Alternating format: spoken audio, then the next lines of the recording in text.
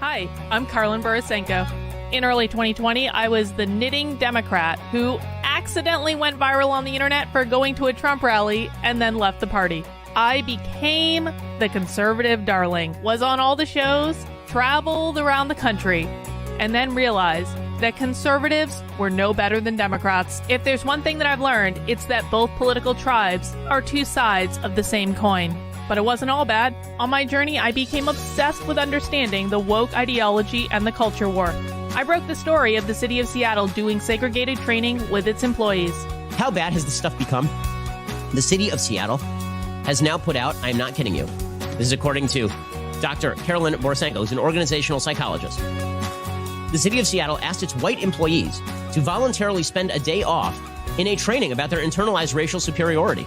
I broke the story that led to the first ever federal lawsuit against critical race theory in the schools. I broke the Coke Be Less White story, one of the biggest anti-woke stories of all time. It got over 30 million views. Coca-Cola's corporate headquarters even had to change their outgoing voicemail. Throughout the past few days, you may have seen inaccurate reporting on the content of our recently launched diversity, equity, and inclusion training program. I exposed the schools in Burlington, Vermont for grooming middle school children live on the internet. They called me an unwoke cult leader for that. And the Vermont Human Rights Commission slandered me publicly as being a hate channel. I even got called a hero in Breitbart for exposing that the Washington Post was writing a hit piece on Christopher Rufo. I have broken story after story after story about what's going on in the public schools, from Cambridge, Massachusetts, to autistic sex education, to the Department of Education in Michigan, literally training teachers all over the state how to groom children. I wrote a book called Actively Unwoke, the ultimate guide for fighting back against the woke insanity in your life. I host a podcast all about fighting back, and I'm downloading all of my knowledge to you on my Substack, carlin.substack.com. The world is a crazy place. We are literally surrounded by cults on all sides. On this show, we're going to do a deep dive into all aspects of the culture war, and I will show you the dark, dystopian underbellies on both sides. Here are the commitments I'll make to you. I will always tell you the truth. I will always bring you receipts. And if you stick with me, I promise you will see the world differently. Welcome to the cult. Please mount that like button for me and subscribe if you feel so inclined.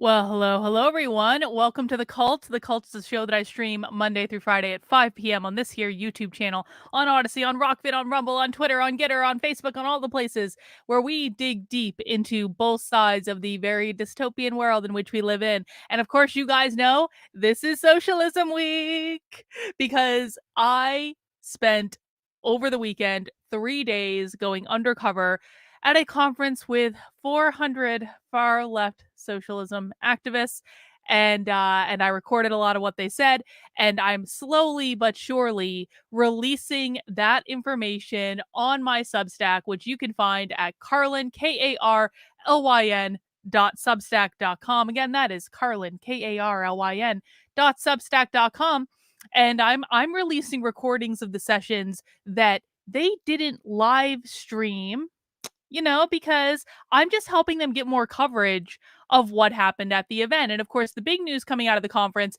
is indeed, I did catch the head of the American Library Association saying flat out, point blank, that libraries need to be a site of socialist organizing. You can hear the audio of that on my Substack and, on Twitter and many other places as well. In fact, right before this, I did tape an interview with Newsmax right before this. The interview should air tomorrow in the morning and I guess again in the afternoon. I was on Larry O'Connor's radio show yesterday morning. I was also on his news program later on that day. It's getting coverage all over the place. Don Jr. retweeted my work. Technically, didn't give me credit for it, but conservatives steal my shit all the time. Just like Libs of TikTok retweeted my work. Didn't give me credit for it because Libs of TikTok is a shill sham site that, guys, it's so much harder to go find TikTok videos than it is to go undercover with 400 socialists who would beat the shit out of you if they knew who you were. And so Libs of TikTok does the hard work of finding TikTok videos. And then when someone does real undercover journalism, Libs of TikTok decides not to give credit to the person actually going and sitting in the conference with the 400 socialists for 3 days. But they're conservatives. They would never have the balls to do what I did. And I'm really proud of this particular coverage. But I also want people to know this is not the only thing that I got. In fact, I'm going to be dripping out content all week. Just yesterday, I posted this story about the director of LGBTQ affairs at the University of Arizona, teaching a Marxist-based queer liberation class through the University of Arizona, funded, of course, by the Arizona taxpayer. And then today, let me tell you what. I gave you guys a preview of this yesterday. This is the most disturbing clip that I got at the entire socialism conference. Not necessarily the most impactful, but the most disturbing. And the reason I say it's not the most impactful is I don't think that it's going to get. I think there are many bigger issues we're going to cover. Next, we're going to be getting into clips about the schools and stuff like that, and there's a lot more that's going to come out still. But this clip in particular was socialists discussing how to protect the right of children to be child sex workers. I'm not kidding about that. I'm not going to play it on YouTube because I think that will get me easily demonetized. But if you want to listen to the clip, it's really disturbing why they're doing this. And you have to understand a little bit about abolish the family and about how socialists see the world to understand why they're doing this, which is why, of course, we have Socialism Saturday. For those who don't know, every Saturday on my YouTube channel at 6 p.m., it's an hour later than usual, we do Socialism Saturday, where we go and watch real socialism content and we talk about it and we talk about what they believe. Today, if you've never been to a Socialism Saturday, today you're going to be getting a little bit of a preview of what a Socialism Saturday is like. And the reason that I'm doing this is twofold, and we're going to get into that in a second. But first, I want to get some super chats that have already come in. And Naruto says, at some point, if children are still sending their children to public school, they're either part of the problem or they hate their children. It could be both, Naruto. It could be both, but I agree with you. Absolutely. Milo says, if conservatives would stop getting pissed off at hearing the truth and realize we are on the same team, but they need to confront some uncomfortable truth, we might get somewhere. Well, dare to dream, Milo. Dare to dream. I appreciate the super chat on that one.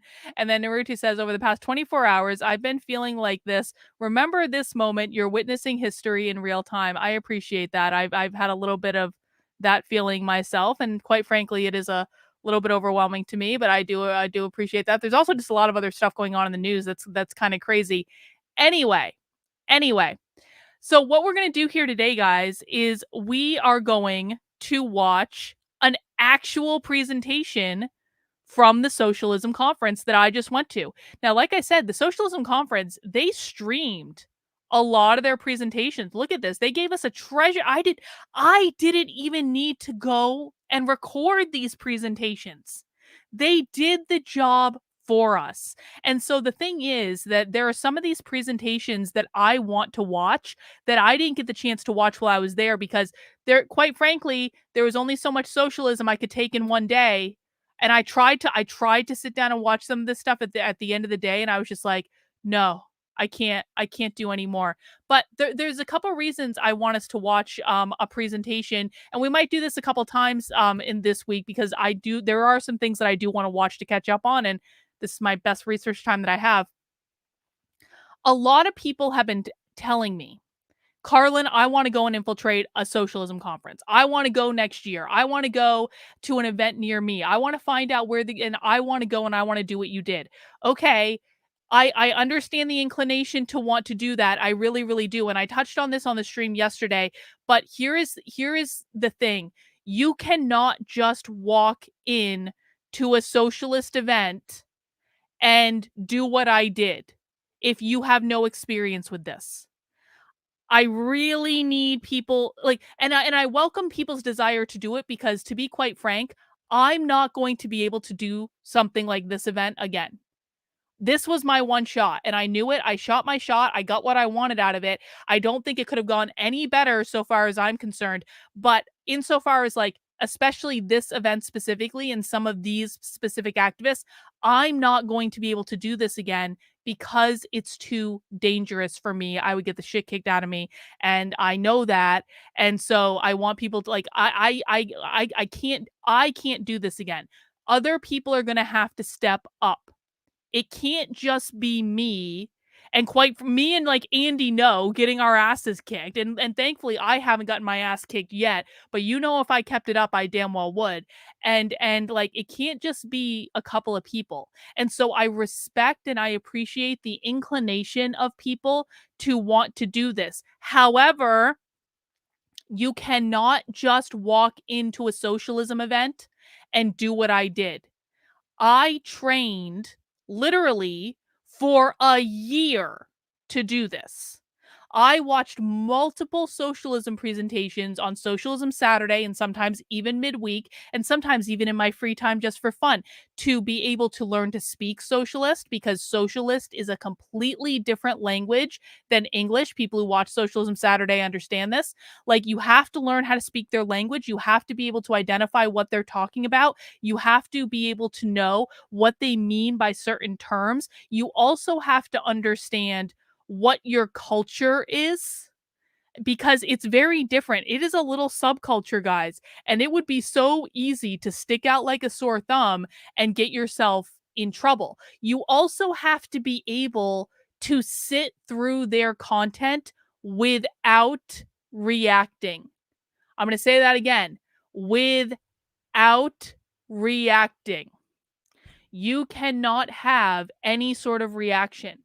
No snickering, no faces, no stupid questions. No, if you're a socialist, why do you engage in capitalism? You can't do that shit. You cannot do that shit. You can't go, if you're a socialist, why are you living in this country? You cannot do that shit, guys.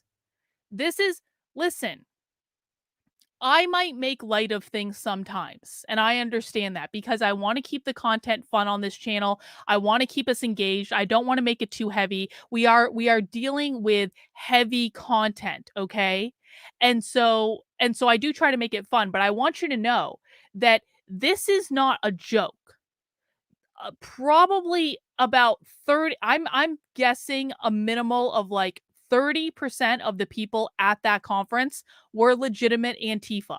We're talking about like boots on the ground people who would actually kick the shit out of you if they got the opportunity. These people do not respect laws. They do not respect police. I know I don't like the police either, but conservatives, you do like the police and you expect the police to protect you. You ain't going to have no protection if you go into one of these things. I'm telling you. So if you're going to do something like this, you need to prepare. You need to do the work to understand what they're saying and to be able to sit your ass down and listen to what they're saying without reacting to it. I sat there for 3 days, all day, without snickering, without smiling, without making a face, without doing any of those things. You cannot do it, okay? And so how we prepare for that is we watch their content and we practice.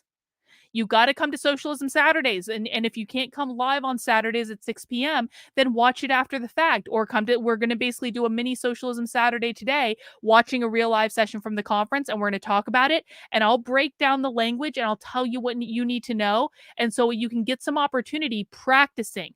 But if you can't sit through a stream where we can crack jokes and we can make fun of it and yeah, I'm going to be drinking.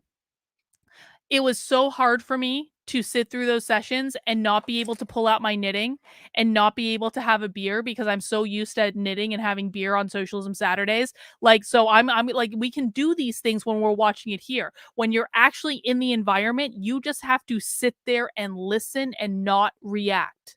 Okay? Let me tell you what, when I heard a woman, when I got this clip that I posted today on my Substack, where a woman is literally talking about how do we protect the right of young people to be in the sex industry. Here's what happened.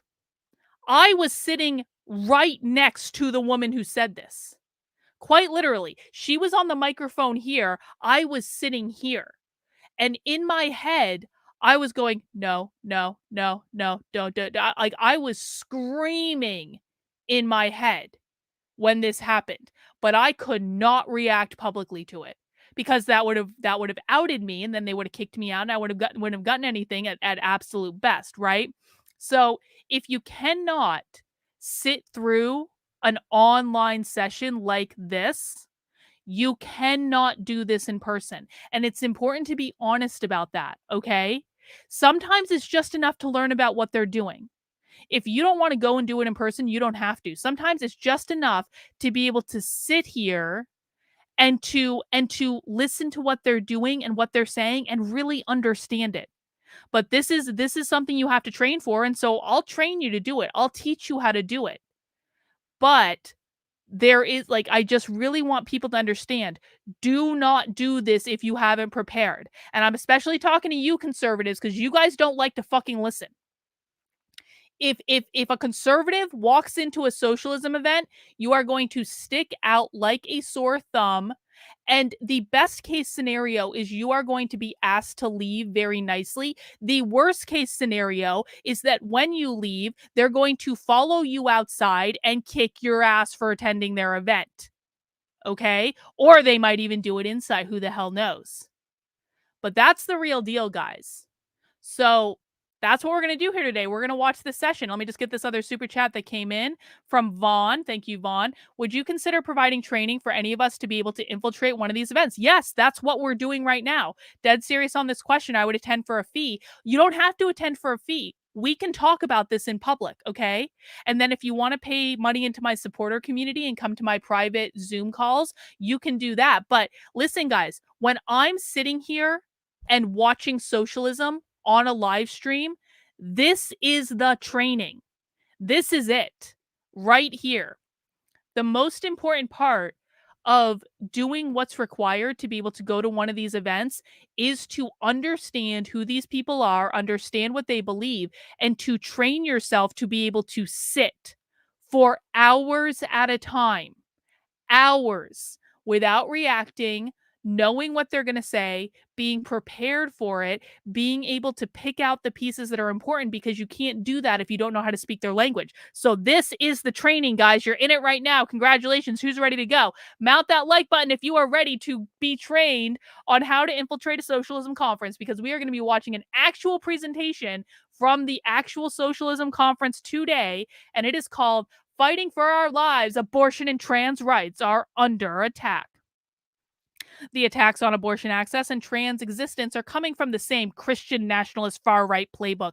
The legal challenges and intimidation campaigns against those seeking reproductive and trans healthcare are coordinated incursions on our right to control our bodies and our lives. How can we connect our two movements more concretely to effectively fight our common enemy and advance bodily autonomy for all? That is what we're watching today, guys. Abortion and trans rights is typically tend to be a spicy presentation. But here's the thing. They are trying to integrate abortion and like trans rights within like the socialism spaces. Even at the Socialist Reproductive Justice Conference that I went to back in April, there was more talk about trans stuff than there was about abortion. So I think that'll be really interesting to hear. Before we get started, I need to do a couple things. Number one, everyone, mount that like button for me. If you don't want to mount the like button, You can caress the like button. You can shake hands with the like button. You can punch the like button if you're feeling a little violent like Antifa. You can do whatever you want to that like button, but I need everyone to do something to the like button now. And no, we are not talking about the WEF today. If anyone brings up the WEF again after this, Stephanie, you're going to be the exception because you brought it up first. If anyone brings up the WEF, you will be timed out. And if you keep bringing up the WEF, you will be banned because the WEF has nothing to do with this. I need you all to listen to me, conservatives. The WEF has nothing to do with this. So, if anyone brings up the WEF after this point, I'm going to consider you to be distracting us from what's actually going on, and you will be not able to do that any longer because I'm no longer putting up with this shit. Guys, if you're new to my channel, I don't allow indiscriminate shit posting, okay? This is a learning channel. You are in my house. You are here to learn what I am teaching you, okay?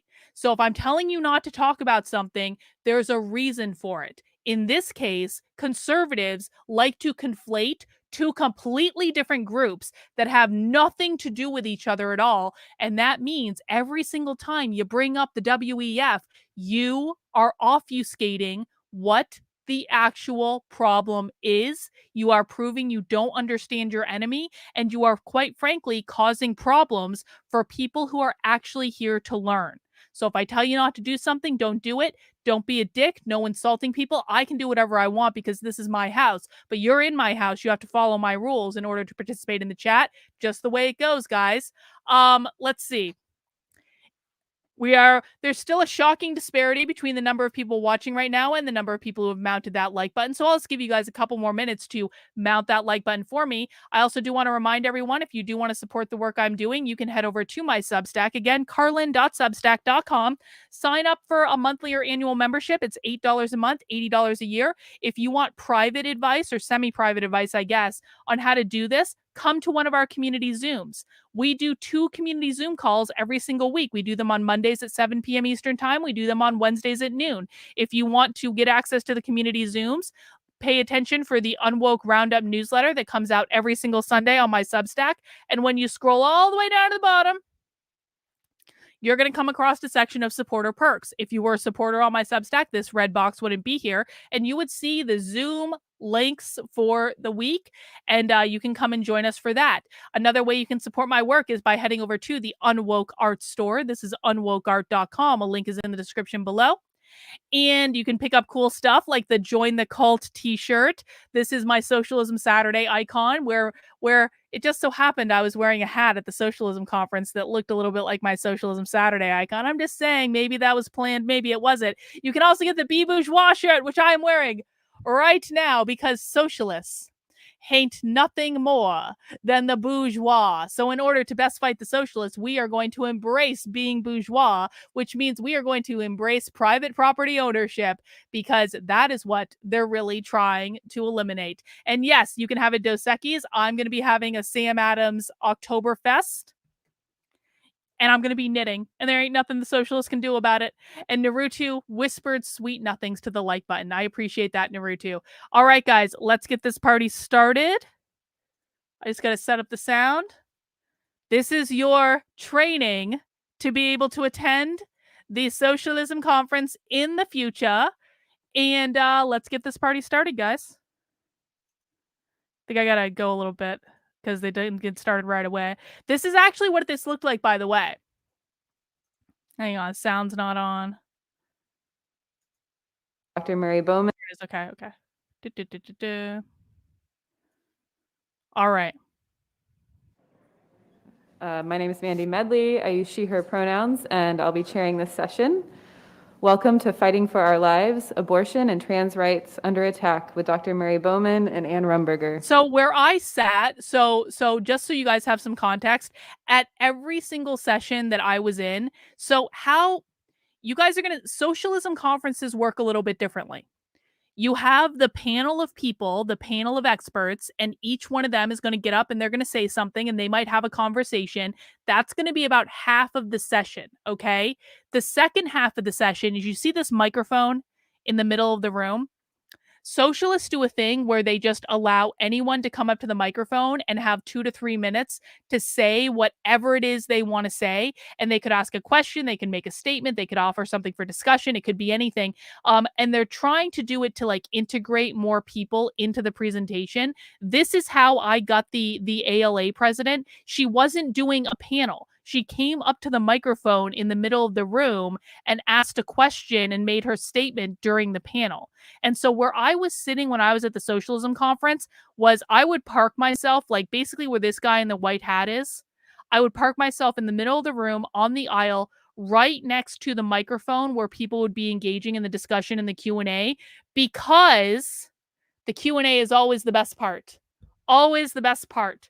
Have I tried Elysian? Yes, I tried Elysium before they got bought by Budweiser, like years and years and years ago. But that Elysium pumpkin variety pack that's out now, that's no joke, man. They've got a coffee pumpkin beer that is like one of the best things I've ever had. So I give Elysium the thumbs up. This talk is sponsored by our friends at Lux Magazine, which you can find in the Haymarket Book Room. As a reminder, all Socialism conference attendees are required to wear masks, fully covering the nose and mouth while indoors in conference spaces. They announced this at every single session.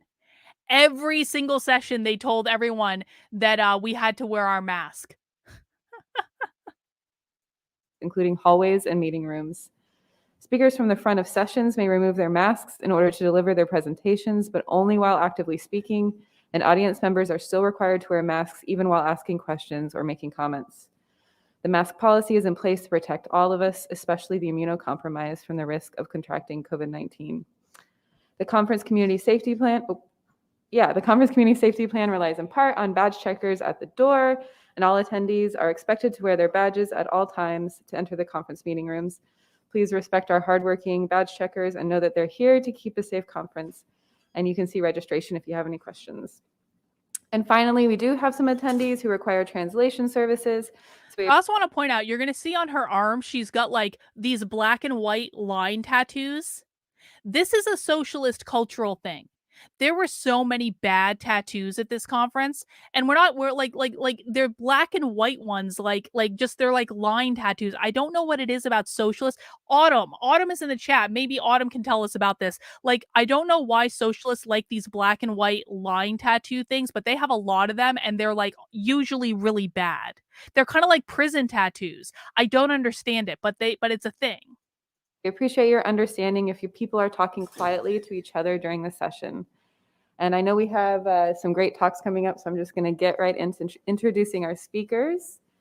First will be Ann Rumberger, who is an activist with Chicago for abortion rights and a writer on reproductive politics. And she does have an article coming out in the next issue of Lux, again, one of the sponsors of this panel.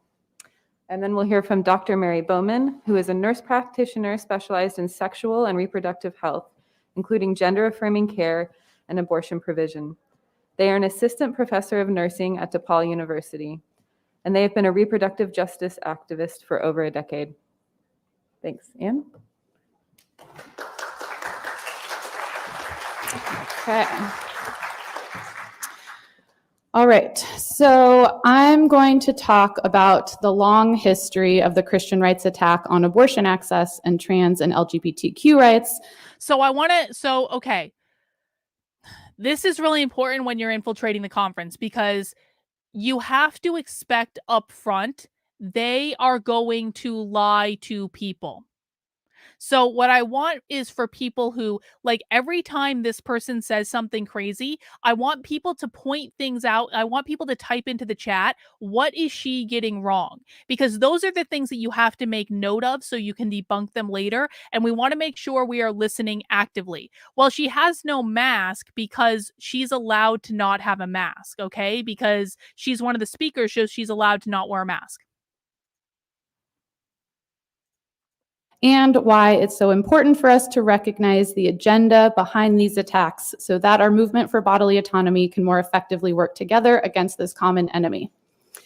Understanding the ideological goals of the religious right and how they see reproductive freedom and trans liberation as threatening to their...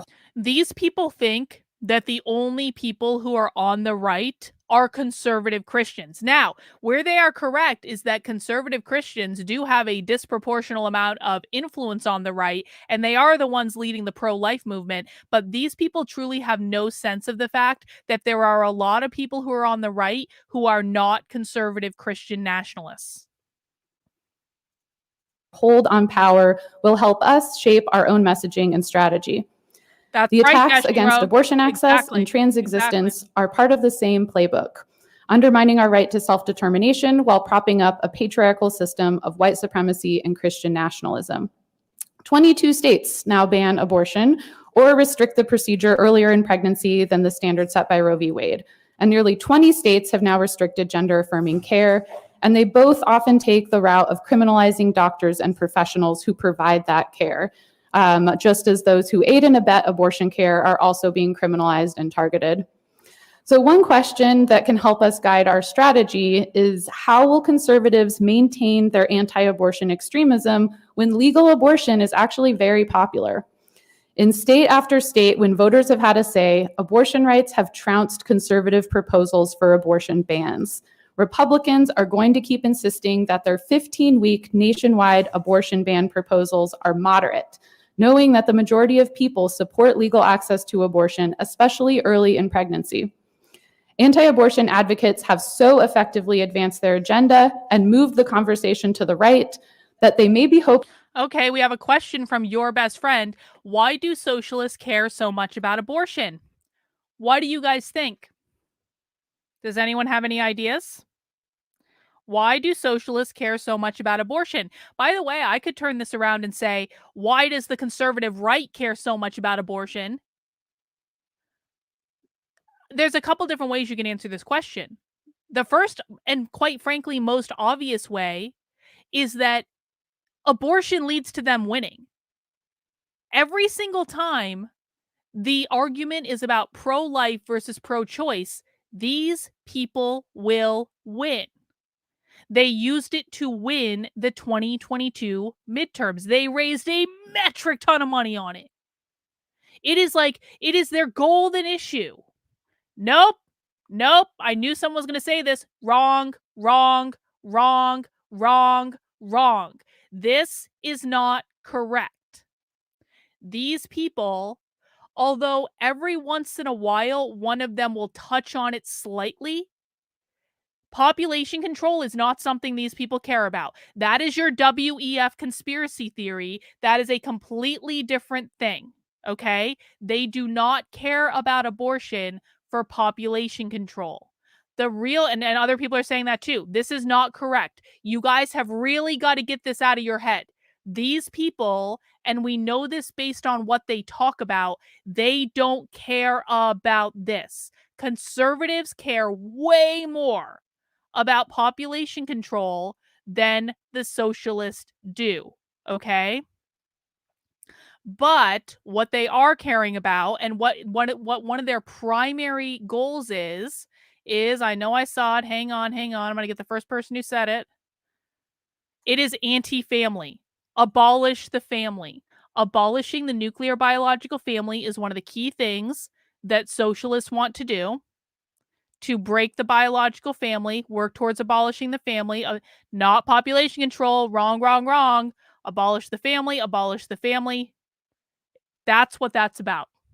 Because they do not believe that they can defeat capitalism until they abolish the biological family. And yes, Tayton says, stop confusing Malthusians with socialists. They are completely different groups.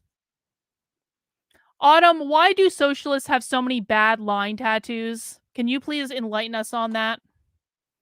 Autumn is our pet socialist on the channel. She is really a socialist. You're allowed to bully Autumn if you want because she's annoying and a pain in the ass. Hoping to convince the country to accept a nationwide 15-week ban as a compromise. This would be a devastating compromise, and it could get very complicated because over 90% of abortions happen in the first trimester, and many people who support legal access to abortion are also somewhat uncomfortable with later-term abortions. So abortion advocates, we all have to work to educate the public about the importance of access to later term abortion care, and we have to be able to hold the line that there is nothing moderate about banning abortion, no matter the limit, and we have to fight for legal and free abortion at any point for any reason. Yeah. Guys, how is my sound compared to them? Is it okay? Or is it all, let me know. It sounds fine to me, but sometimes you guys hear it differently. So who are these conservatives who are leading the fight against abortion and trans rights? And why have they been so successful despite their unpopular agenda? So one of the most effective and dangerous right-wing organizations behind many of these anti-trans and anti-abortion assaults is a group called the Alliance Defending Freedom. Boo. The Alliance Defending Freedom have laid the groundwork to defeat Roe for decades, and the anti-abortion movement in particular has been able. There are a couple questions. Riley, I'm not picking on you because I know you're new here, but there are a couple questions that you guys have got to stop asking. We do advanced socialism on this channel. This is a type of question that someone asks when they do not understand what socialism is and what socialists believe. There are two questions that conservatives ask all the time that makes them think they're owning the socialists when they're really not owning the socialists. And Riley, again, I'm not picking on you because I know that you're new here, but I appreciate you allowing me to use you as an example. The first question that conservatives always ask when they don't understand socialism is this: why do socialists choose to live in capitalist countries if they love socialism so much? The answer is because they are trying to elicit a Marxist cultural revolution in this country. They don't want to go somewhere else. They want to bring socialism here, and they are doing everything they can to gain as much power as possible, destabilize the system, attack capitalism, usher in their Marxist utopia. That is the goal. These are the four goals of the woke left. These are always and forever the four goals of the woke left. If you want to know why they're doing something, it is to achieve one or more of these goals, which is to gain as much power as possible, destabilize the system, attack capitalism, usher in their Marxist utopia. Why do socialists choose to live here instead of going somewhere else? Because they're trying to usher in a Marxist utopia here, now. That's what they're doing. So now we know the answer to that question. The other question that conservatives always ask when they don't really understand socialism is, why do socialists engage in capitalism if they're socialists? Because they're allowed to. In the Communist Manifesto, Marx and Engels literally write that you are allowed to engage in capitalism because you're not part of the bourgeois. You're basically you're forced to live in a capitalist society, and therefore, in order to live, you have to engage in capitalism. Okay, so as long as you're not part of the bourgeois, you're fine. The bourgeois are your private property owners, your business owners, your CEOs, your landlords. As long as you're not owning private property, you're cool so far as they're concerned. Able to cohere around a shared mission and shared ideology. So despite their differences in strategy, their shared goal of ending legal abortion and upholding traditional gender norms has allowed them to present a united front and a coherent message. The legislative success of the Christian nationalist movement to restrict access to abortion and curtail trans and LGBTQ rights has been a long time coming. Right-wing forces have been gaining political power and influence over the last 50 years, building a network of legal advocacy groups, lobbying firms, think tanks, and academic and cultural institutions that together have been remarkably effective at advancing their conservative agenda. Under the guise of protecting religious liberty and family values, the Christian right has worked to undermine protections for LGBTQ people and chip away at access to abortion. So the Alliance Defending Freedom... Hang on. Our friend Gabrielle Clark is on Newsmax right now. Shout out to Gabs. If you guys are not following Gabrielle Clark, she is at GabsClark5 on Twitter. Make sure you do. She is one of the fiercest activists in this country fighting back against grooming in schools. She was the woman that filed the first ever lawsuit against critical race theory in schools, and she's on Newsmax right now, and we love her and appreciate her. Make sure you're following her. Is a legal advocacy group. They were founded in 1994 by 30 leaders of the Christian right, including James Dobson, founder of Focus on the Family, and Bill Bright, founder of the Campus Crusade for Christ. Boo. You know what? So Mom of Cats is asking, Is Haymarket Books a collective? That's a good question. I don't know the answer to that. I don't know if they specifically consider themselves to be a collective, but there are a metric ton of collectives. Collectives are basically groups of people that are doing stuff together. It's like think of it like a commune, right? It's a group of socialists that have come together to work towards something, and they have a ton of collectives, and a lot of them were at the Socialism conference. We're going to be talking specifically about one of those collectives, the Tempest Collective, coming up very soon. Since its founding, ADF has expanded its operations abroad as it battles abortion access, LGBTQ equality, and what it considers the myth of the separation of church and state. So, designated a hate group by the Southern Poverty Law Center, the ADF advocates for policies that will uphold traditional gender norms, eliminate queer and trans people from public life, and end all access to abortion. So the ADF works to develop religious liberty legislation and case law that will allow the denial of goods and services to LGBTQ people on the basis of religion. During Trump's presidency, the ADF became one of the most influential groups informing the administration's attack on LGBTQ rights. Alan Sears, he was the head of the ADF until 2017. He co-wrote a very influential book that was first published in 2003, and it's still widely referenced, that's called The Homosexual Agenda: Exposing the Principal Threat to Religious Freedom Today, which claims that radical homosexual activists have the family and particularly innocent, vulnerable children in their sights. The ADF now has over 3,000 allied attorneys who have sworn to oppose marriage equality, abortion access, and deny gender identities, and this group has won 15 cases at the Supreme Court since 2011. The ADF has trained thousands of lawyers, many of whom have gone on to government service at the federal, state, and local levels. The organization also provides grants to other Christian right organizations and presses school districts to adopt its model policies on issues like transgender facility access. As the courts have ruled in favor of marriage equality over the past decade and our country has become more secular, the ADF has positioned itself at the very center of the efforts to curtail LGBTQ rights and have Gays Against Groomers are a shill grifting organization run by an absolute lunatic, and you guys really shouldn't support them. Listen to the 24 people who have left Gays Against Groomers in the past year. They will tell you what a nightmare organization Gays Against Groomers is. It's basically just exists to sell you guys t-shirts. They don't actually do anything beyond that, and the woman running it is a psycho. So, Gays Against Groomers are not the good guys. Yes, Mark Meets World left Gays Against Groomers. Mark Meets World can tell you that. He's flat out saying here, Gays Against Groomers are not allies. I've covered this on my Substack extensively. If you guys want more information, it is exactly. GAG only collects money and sells merch. That's it. People have got to be smart about the people they're supporting. Gays Against Groomers is not an organization that I would support. Exactly. Particularly focused on attacks on trans acceptance in public spaces, all under the guise of religious freedom. At the 2018 Evangelicals for Life conference, ADF Senior Counsel Denise Burke declared that lawmakers in Mississippi had introduced the nation's first ever 15-week abortion ban based on ADF's model legislation. This bill was designed to provoke a challenge from abortion rights groups that would make its way to the Supreme Court, which it did with the Dobbs case. Besides us on this channel, who are the good guys? That's a good question. There are great activists working in the space. Most of the big names that you guys know about are not good activists.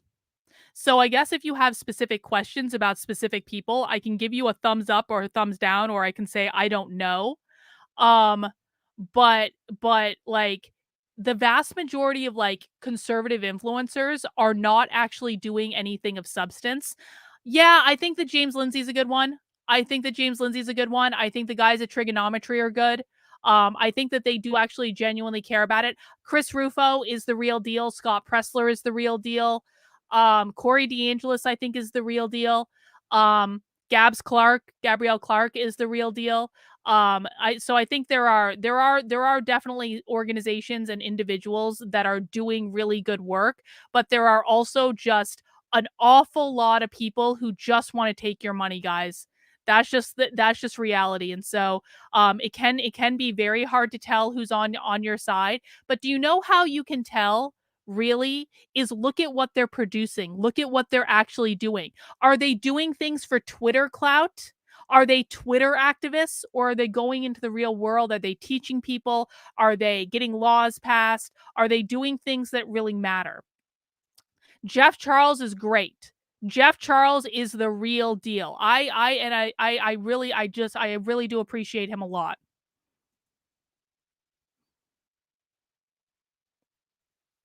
I think Benjamin Boyce is good.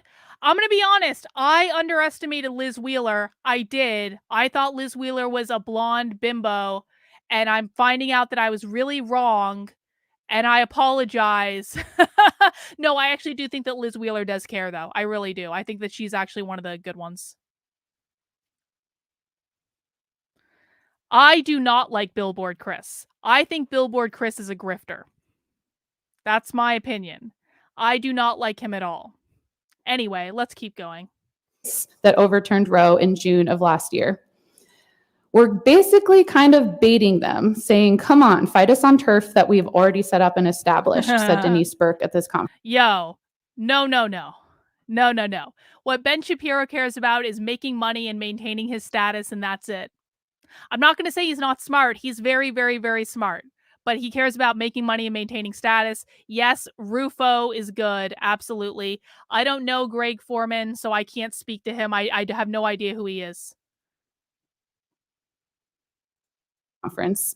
Once we get these first trimester limitations in place, we're going to go for a complete ban on abortion, except to save the life of the mother. So this is what they're saying in 2018. The Alliance Defending Freedom has also brought the case challenging the FDA's approval of the abortion medication mifepristone. A federal appeals court ruled recently that mifepristone, one of 2 pills used in medication abortion, should not be prescribed past 7 weeks of pregnancy or prescribed via telemedicine. That case is being directly challenged by a parallel case brought by 12 Democratic-led states, which have sued the FDA to challenge federal restrictions imposed on the distribution of the abortion pill. So these are 2 conflicting cases. It's sure to lead to a Supreme Court hearing, possibly as early as this fall. And given the court's recent track record, providers are bracing for mifepristone to be less available in the future, which would be devastating, as over 50% of abortions are now done through medication abortion. Another strategy that the ADF employs is pre-enforcement challenges, or legal challenges to non-discrimination ordinances that protect LGBTQ people before a business is found in violation. So the 303 Creative versus Elenis case that was recently decided by the Supreme Court, and which rolled back non-discrimination protections for LGBTQ people, was filed in Colorado in 2016 by the ADF. Libs of TikTok literally yesterday posted my work without credit. So, and that's not the first time she's done it. So, I'm sorry. Anyone that's posting my work and pretending that it's theirs can go F themselves, so far as I'm concerned. Especially when that work involved me going and sitting in a room with 400 socialists for 3 straight days. They claimed that Colorado's non-discrimination protections are unconstitutional because they infringe on a Christian web designer's freedom of speech and limitation. I'm sure you've all read about this. That Christian web designer had never actually designed a wedding website, but somehow had legal standing to bring this case. This expansion of the use of religious freedom to chip away at legal protections for minority groups is part of the Christian right's long-term agenda to impose their patriarchal religious values onto the rest of society. The Guardian recently reported... Hang on, got a super chat from VT Num. Thank you for attending this conference. Your journalism is very informative and I value your work. I do really appreciate that. I'm doing the very best I can, and I do appreciate the support. Thank you.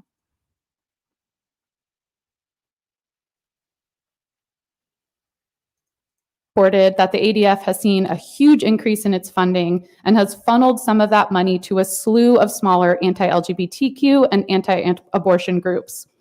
The ADF saw its revenue surge by more than $25 million between 2020 and 2021.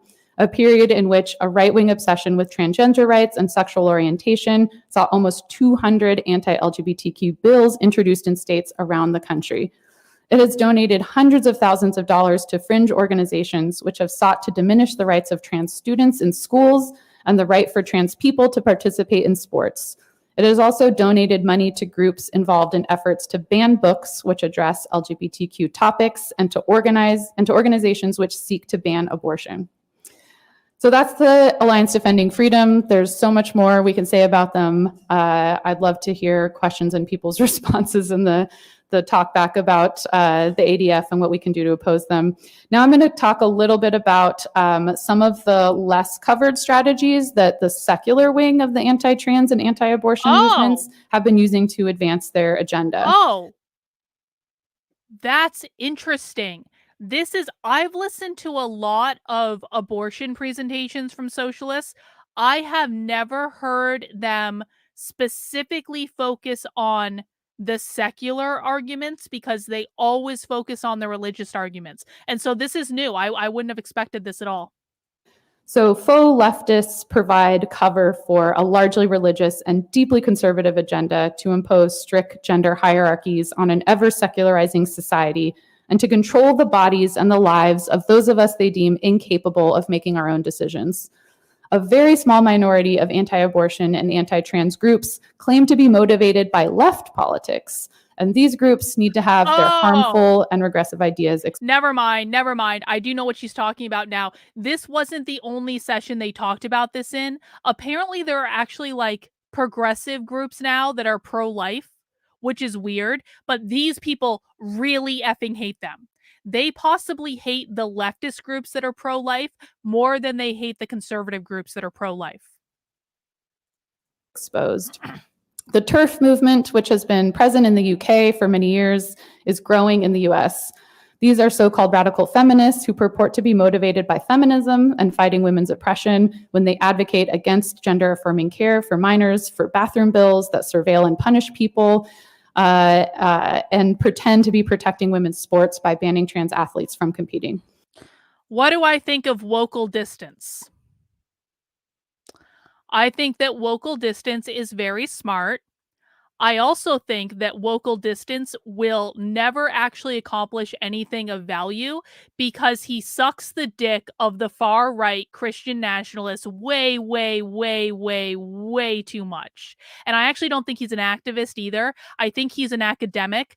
I think that he's more interested in being the smartest person in the room than he is in actually fixing the problem.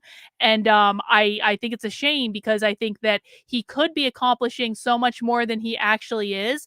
But I think he just really likes hearing the sound of his own voice.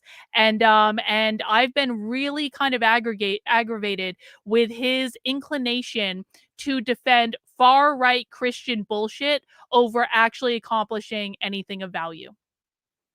But I think he's very smart. I just wish he wasn't such a dick. Women's Liberation Front, co-founded by self-proclaimed Turtle Boy is an absolute fucking grifter. Don't listen to that guy. That guy is one of the stupidest people on the internet.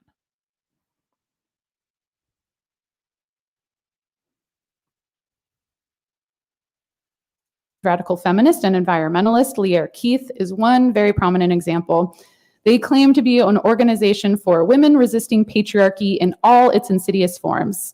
And their work includes defending sex segregation of domestic violence shelters and prisons, defending sex segregation of women's sports, bathrooms, and locker rooms, supporting detransitioners in their struggle to be healed, and working to abolish prostitution and pornography as forms of violence against women. Anti-trans groups like Women's Liberation Front, masquerading as radical feminist organizations, need to be exposed for the harm that they cause. The anti-abortion group Progressive Anti-Abortion Uprising call themselves leftists, atheists, progressive liberals, prison abolitionists, and pro-union. They've carved out a niche for themselves in the overwhelmingly religious, conservative anti-abortion ecosystem to argue for the rights of the unborn using secular arguments and co-opting social justice language. They delight in causing confusion with their signs and slogans. Some of my favorites are, I love that you guys are asking me about questions on people. I think Benjamin Boyce's Evergreen series is one of the greatest pieces of internet content that's ever been created. If you guys have not watched Benjamin Boyce's complete Evergreen series, it's just I'm not trying to kiss his ass too much. It is an achievement what that guy did. And it's so informative and it was so ahead of its time and it's really, really good. I love Michael Malice. I love and adore Michael Malice. I think he is a little too chummy with grifters, but you know what? Michael Malice is legitimately one of the smartest people on the internet. I think that he is actually an authentic like person. I think he is who he is. And I just like I am legitimately intimidated by how smart Michael Malice is. End the abortion industrial complex. Women's rights begin in the womb. Telling women you won't be free without abortion is misogyny. And the preborn are us. We keep us safe. They regularly invade abortion clinics and try to convince patients in the waiting room not to follow through with their planned abortions, often getting arrested. A few of them were actually recently convicted of federal charges recently. And in Washington, D.C., and that was for a clinic invasion that they did in 2020. Their pseudo-progressive politics attract a lot of media attention and allow anti-abortion leaders to use them as an example to show that not everyone in the pro-life movement is motivated by conservative religious ideology, when we know that is the majority of people in the pro-life movement. See, they still think it's majority PAAU draws on the tactics of the early pro-life movement, which were directly inspired by the civil rights movement. So they use civil disobedience and direct action in an attempt to shut down clinics and physically stop people from getting abortion care.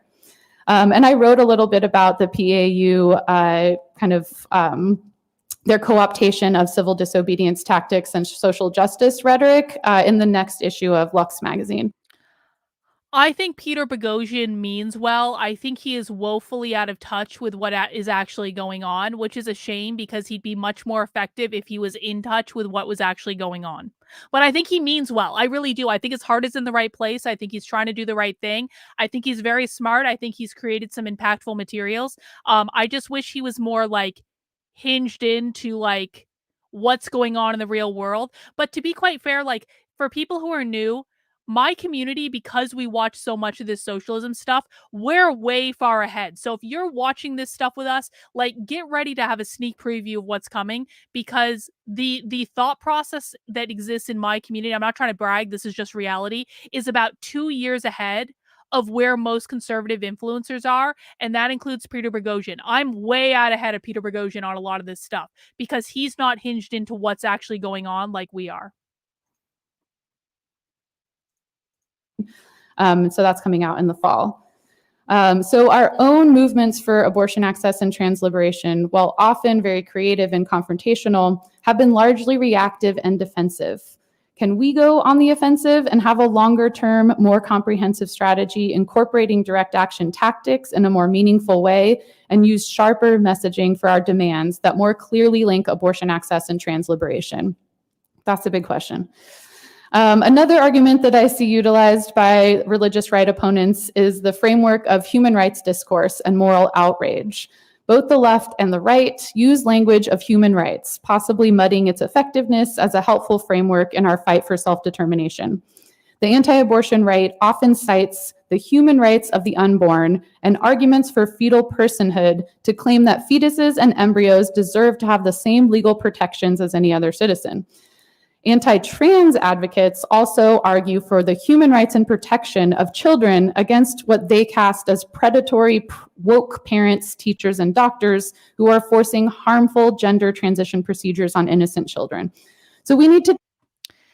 The problem, Ben, and you're new here, so you don't know this, Carrie Smith is a psychopath that waged a 2-year smear campaign against me, lied about me all over the internet. I documented it on a Substack called survivingcarriesmith.substack.com. So Peter Boghossian is fine. Carrie Smith is a psychopath who will say whatever she needs to say to maintain any relevance at all, is my opinion. But I believe that because she lied about me all over the internet for 2 straight years. So challenge all attempts by the religious right to use this moral language that grants more agency and rights to fetuses than pregnant people, and resist letting this language dictate the terms of the debate. Arguing for a more expansive vision of what reproductive rights and human rights should entail will give us the power to move the mainstream conversation from one that's about rights, which are easy to limit and co-opt, to one that's about justice, self-determination, and collective liberation. So, as Maura Donegan said in a recent article in The Guardian, both abortion bans and transition care bans further the same goal: to transform the social category of gender into an enforceable legal status linked to the sexed body at birth, and to prescribe a narrow and All right, I just want to listen to this part again. I know we were a little off topic in the chat, but like she just said something that's really important. Hang on. Both abortion bans and transition care bans further the same goal: to transform the social category of gender into an enforceable legal status. Transform the social category of gender into an enforceable legal status. That's important, okay? They believe that the goal of the pro-life movement and they conflate the pro-life movement with the anti-trans movement, okay? They think they're basically the same thing. In some respect, they are the same thing. More people came in as time went on, Tim. But like what I want you guys to hear in that is that their argument, because this relates back to what they believe, their argument is that the pro-life movement is out to transform gender into a legally enforceable status. The reason they are pushing that is that their goal is to get rid of the gender binary. Socialists don't want to make people trans. Socialists want to make people queer. A person being trans, like our friend Mark is trans, okay? Mark's a trans man. Mark transitioned from being a woman to being a man, okay? And in transitioning from being a woman to being a man, Mark upholds the gender binary, because Mark is fundamentally saying there are men and there are women, and I transition from one to the other. That's a good, that is what we want, okay? We need to be doing everything we can to uphold the gender binary, because what these people want to do is abolish the gender binary. They don't like people like Mark being trans, because Mark is not, to the best of my knowledge, queer. Queer is not the same thing as trans. Queer is not the same thing as gay. Queer is a far left political ideology. What the queer Marxists want to do when they abolish the gender binary is to create a world of non-binary. A world of they, them. They don't want people to be men. They don't want people to be women. They want those categories to be completely erased. They want a world of non-binary people, a literal plethora of genders. Okay? So that's what people have to understand. A lot of people think you need to separate the T from the LGB. That's not correct. You need to maintain the LGBT, because the LGBT upholds the gender binary. The Q is the problem. You need to separate the Q from the LGBT, because the Q is Marxist. That's right. You guys are so good. Well done. Linked to the sexed body at birth, and to prescribe a narrow and claustrophobic view of what that gender status must mean. I do want to talk briefly about a handful of somewhat positive developments that we're seeing to defend abortion and trans healthcare. So in September of last year, the Chicago City Council passed the Bodily Autonomy Ordinance that ensures that no city department or agency will participate in any investigation or proceeding related to reproductive and gender-affirming care by anti-abortion states. That's a good thing. Following the end of Roe, 10 states have also passed shield laws to protect patients and healthcare providers who offer abortion via telemedicine or abortion to patients who are traveling to their state from states that have abortion bans. But we should also keep in mind that these shield laws and executive orders are pretty untested, and they're likely to be challenged in the years to come. So it's hard to really count on those as a long-term strategy. The movement for abortion access is stretched very thin right now, but we need to be very proactive and to anticipate the next attack from the anti-abortion right.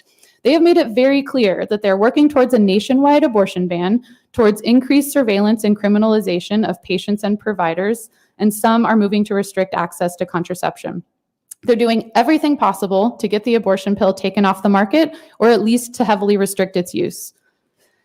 Many abortion funds right now are cash-strapped after the initial outpouring of donations last summer. Yeah, but Elena, this misunderstands what's going on, because the point is not about sexuality. The differentiator has to be, do you uphold the gender binary or do you want to abolish the gender binary? This thing about sexuality makes no difference in regards to what these people are doing.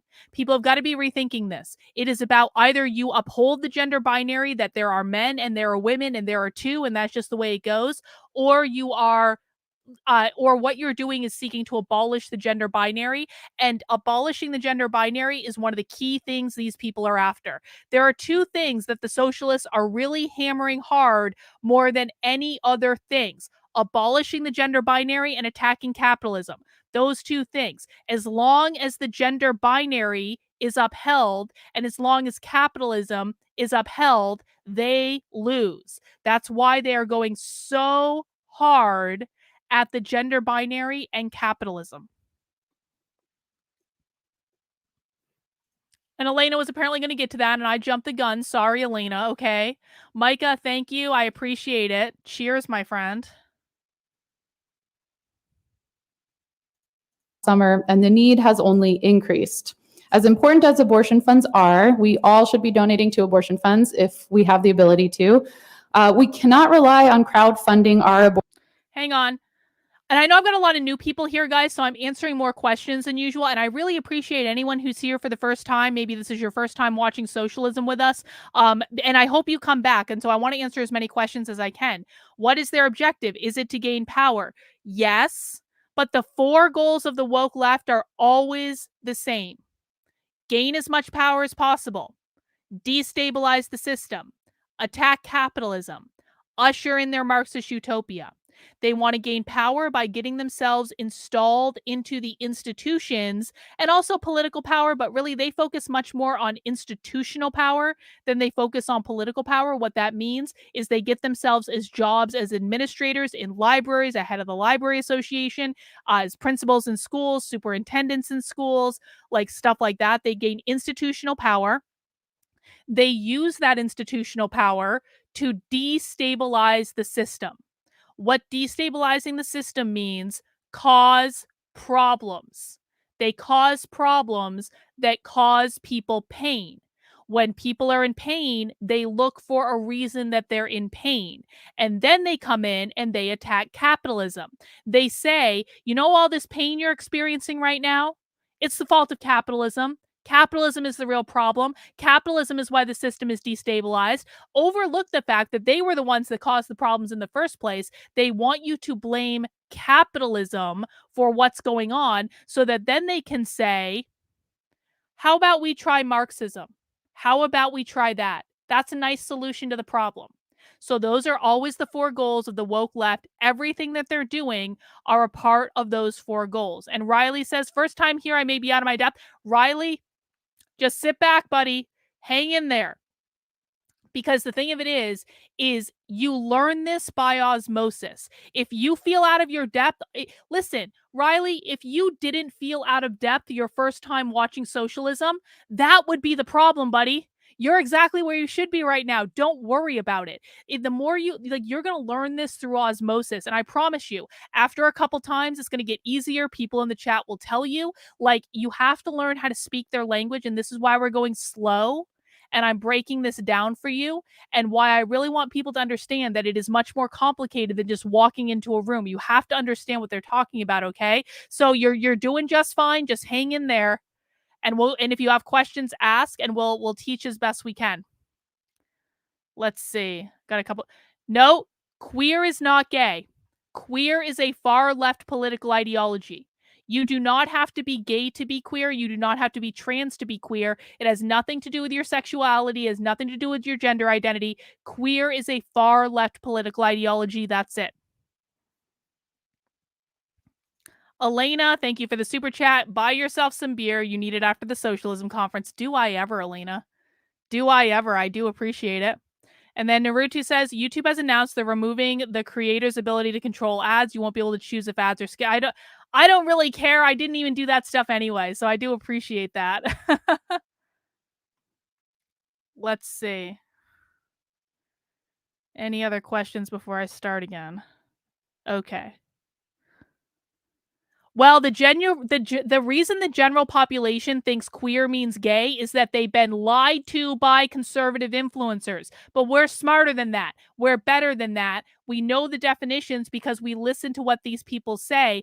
Queer is a political identity. It is not about your sexuality. It is not about your gender identity. And now everyone that knows this is responsible for sharing this information. You all have to teach people that queer does not mean gay. Queer does not mean trans. The queer Marxists hijacked the LGBT movement. That's what happened. So we all need to spread the word on this and make sure our friends and family understand what these words mean, because language is their greatest weapon. Every single time they change the definition of something, we have to be on top of it and make sure we know what the actual definition is, because they do that all the time and they do it to confuse you. Abortions forever. We need to push states to fund abortion providers and abortion support networks, which California and New York have recently done. They're not perfect, but they have put aside some money for abortion providers. We need to expand insurance coverage of abortion. We need to be integrating abortion and gender affirming care into primary care. And of course, the most important fight is we need all healthcare, including abortion and gender affirming care, to be completely free and completely accessible. There it is. That's a big fight, but that's what we're going to do. So our lack of resources and the many fronts that we need to fight on mean that while we're supporting direct service providers and funding abortions for the many people who need them, we also have to be focused on long-term strategic planning to affect big change. If we're going to defeat the Alexa says, to be fair, I should make the distinction that traditional Democrat and Democrat policy has become more centrist, as left is more socialist encompassing. Correct me if I'm wrong. The socialists hate the Democrats and they hate the Democratic Party and they don't want to work with them at all. And so, yeah, the socialists certainly perceive it to be that way, Alexa. Christian right, we need to expose their endgame of entrenching white Christian patriarchy and fight for the most expansive vision of reproductive justice, prioritizing our ability to control our bodies and our lives. The recent waves of attacks on bodily autonomy can be seen as part of the long backlash to the gains made by the women's and gay liberation movements. So our big task is to learn from these earlier radical movements and to cohere our own version of a fighting movement for self-determination, healthcare as a right, social support for families, and racial and economic justice. And I'll just end with a couple of questions that we can get into in the discussion. I really want to know, what initiatives and actions can support these combined movements on the ground? And I really would love to hear what direct action campaigns or legislative initiatives are happening in your city that you see as useful in connecting all of these demands. Thank you. Thanks, Anne. Dr. Bowman? Who the fuck is this? Hang on. Who is this? Bot, I need you to research this person. Mary Bowman, is an associate professor of nursing and nurse practitioner specialized in sexual and reproductive health. They provide abortions and gender affirming care. Bot, can you please research this person for me? Thank you. So if you didn't realize it yet, we're talking about the right. And I don't know how many of you were in the plenary last night, but I was really moved by how those brilliant people brought the sense of humility that they made their work and people should take their work and continue it and, argue with it and broaden it. And so I'm offering what I have written as something that you can take and broaden. So on August 23rd, at the first debate of the US Republican presidential primary candidates, multimillionaire Vivek Ramaswamy called for the abolition of the Department of Education. Yes. His argument hinged on how education starts in the home. And he closed by saying the nuclear family is the greatest form of government known to mankind. Oh, shit. She's jumping right into abolish the family. Hang on. I need to clip this. Please bear with me. I need to clip this. I'm going to post this on Twitter. Okay, hang on. Bear with me, guys. Record.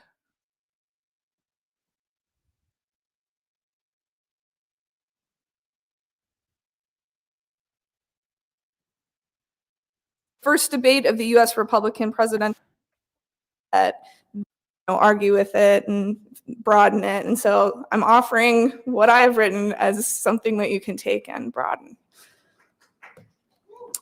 So on August 23rd, at the first debate of the US Republican presidential primary candidates, multimillionaire Vivek Ramaswamy called for the abolition of the Department of Education. His argument hinged on how education starts in the home. And he closed by saying the nuclear family is the greatest form of government known to mankind. His glorification of the nuclear family is representative of the value set held by most on the far right. The idea that heterosexual cisgender couples with children are the beating heart of a free and prosperous nation. Underneath that belief, we see its ideological roots deep in the gender binary. The gender binary is a white supremacist invention born from men in power in the division of labor and care work in primitive Western Europe. I know all of it sucks. Male paternity became the absolute determinant of heritable wealth and property as class society was developing. Men in power sought exclusive right to their power, and women were excluded from participation in power structures. Domestic labor and care work were feminized and devalued. The gender binary was one aspect of the cultural devastation wrought by colonization. Prior to colonization, indigenous cultures the world over had more than two genders, with trans and non-binary individuals often holding positions of leadership. Expansive, non-binary gender expression and reproductive autonomy through contraception and abortion are ancient, sacred practices, and their repression has long been a tool of white supremacy. Okay. I think that's good enough of a clip for now. Hang on. That was incredible. Guys, you have just witnessed us like stumbling upon a moment at the conference. I'm so glad they recorded this. Because, yes, I did get the clip. Okay, hang on. There's so much to unpack there. First off, I told you guys earlier, and thank you, Bot, for doing that research. I do appreciate it. Hang on, let me pull these up real quick while I have them. Ah, shit. I saw you got our YouTube channel as well. Now my computer is acting up. Hang on. Okay, I got our YouTube channel, Bot, and our Twitter. Thank you. So the reason that this is, so I told you guys earlier, one of the key things that socialists want to do is they want to abolish the family. Abolishing the biological family is one of their key things they want to do because they don't think that they can abolish capitalism until they abolish the biological family. And I told you earlier too, they also want to abolish the gender binary. This person, sorry, there are they, them. This person just connected abolish the family with abolish the gender binary and related it back to abortion. That's incredible. There's so much that we can pick apart from this clip. I'm going to write a whole thing for it on the Substack, so make sure you're subscribed. We're not going to go back now, but that was a really, really epic clip. Does anyone have questions about why they want to do those things? Replace what with what? The state? They think they're abolishing the state, but they're not really. They want themselves to be the state. Well, how these people define the far right is anyone that's not the far left. That, of course, isn't true, but that's how they define it.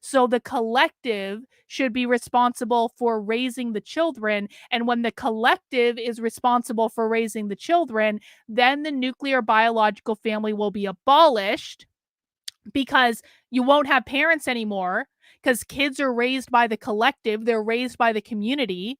And so you won't need that pesky biological family anymore to raise the kids. And once they get rid of the biological family, that's when they can get rid of capitalism. That's your basic too long didn't read. Carlin's favorite social reproduction pusher blocked her. Yes, Sophie blocked me on Twitter. It was very sad. I cried a little bit, I'm going to be honest. Usually performed by marginalized genders and femmes. Without social reproductive labor, meals, laundry, housework, childcare, emotional labor, and the physical reproduction of humans with our bodies. That means what she just described is mothering and birth.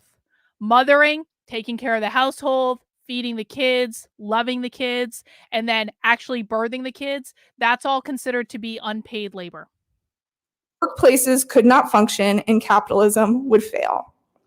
When Ramaswamy hails the nuclear family as the greatest form of governance, he is saying that the oppressive binary gender roles necessary to maintain the nuclear family are where oppressive government policies begin.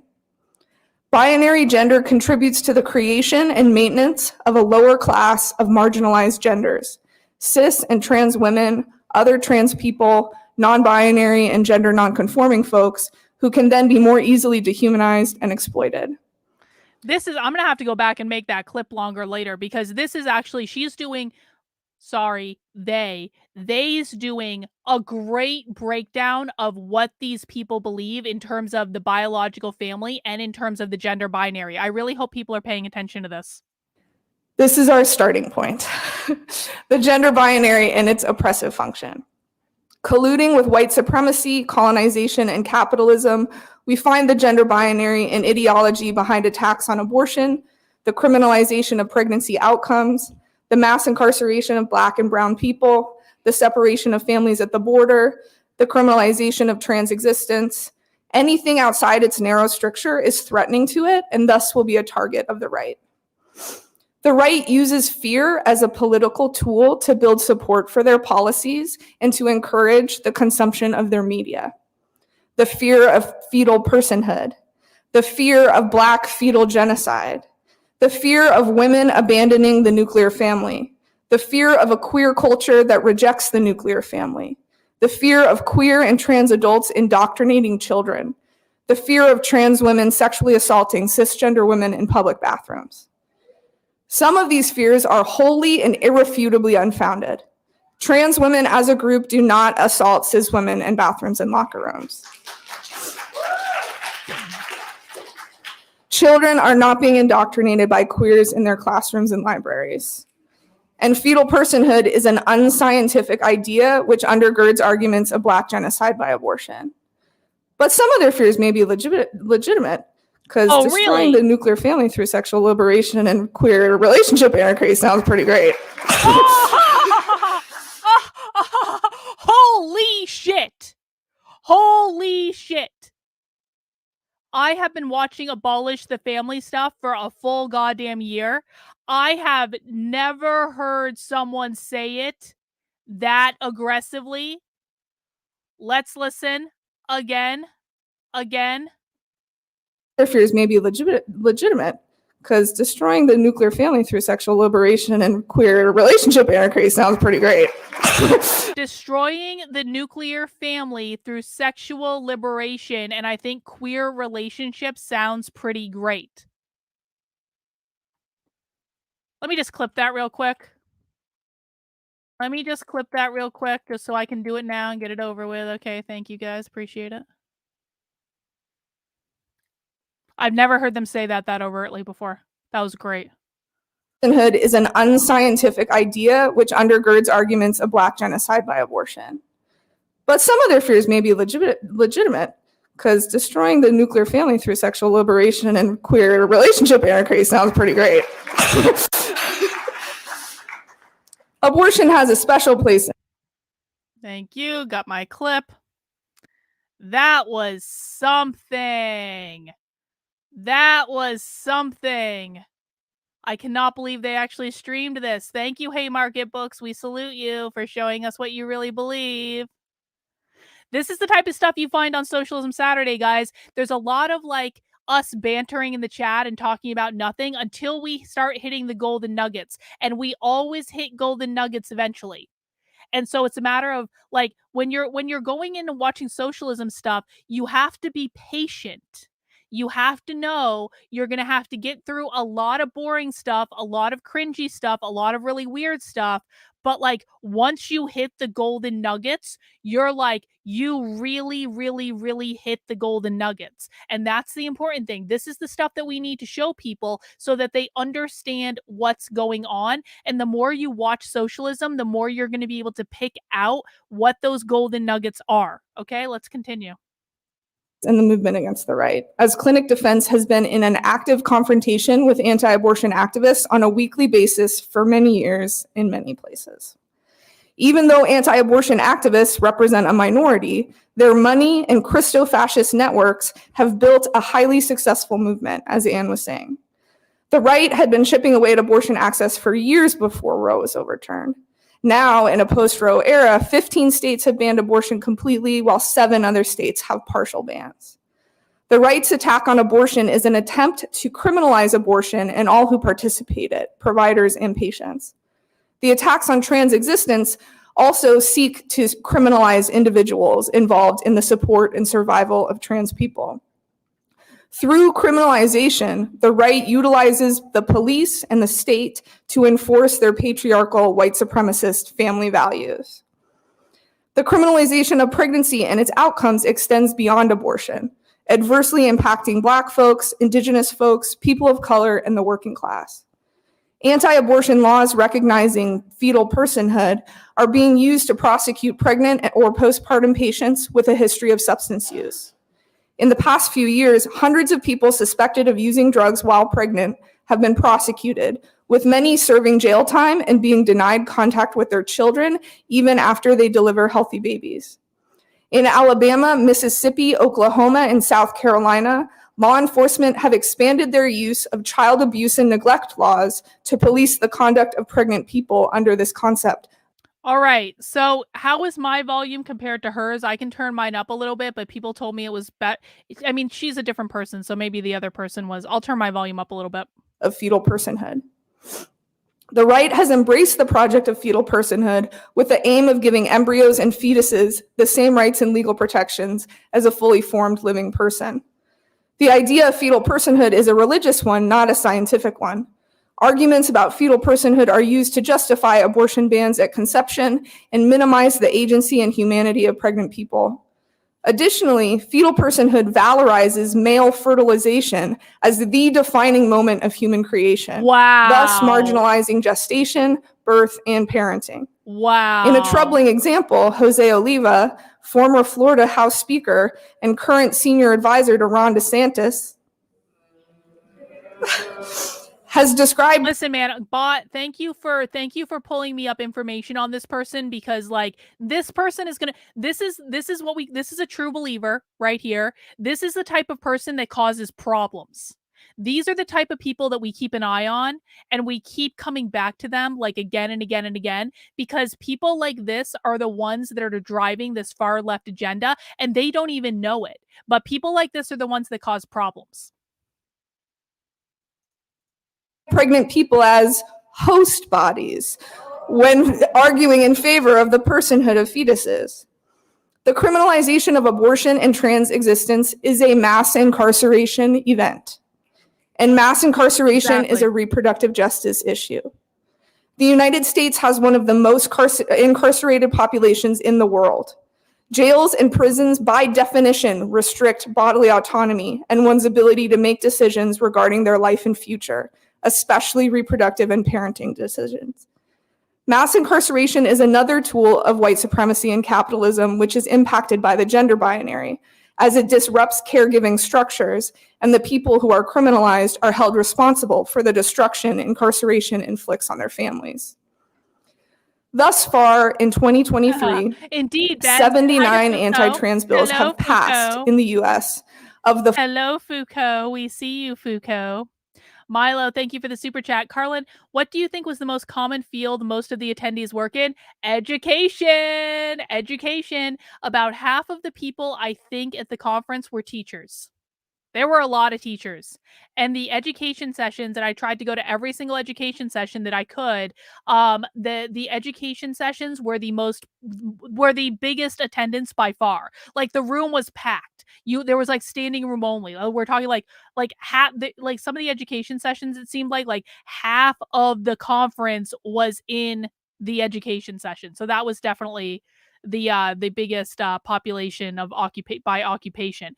Guys, I just want to remind everyone, please make sure you mount that like button for me, or you can shake hands with the like button. You can gently press the like button. You can caress the like button. You can do whatever you want to the like button, but please do something to the like button, because mounting the like button lets people know to come and join us and makes YouTube recommend my video. If you appreciate me explaining all this stuff to you and showing you how to infiltrate socialism, just like show a little love. That's all I'm talking. That's all I'm saying. And if you want to make sure you're subscribed to the channel too, that would be pretty great.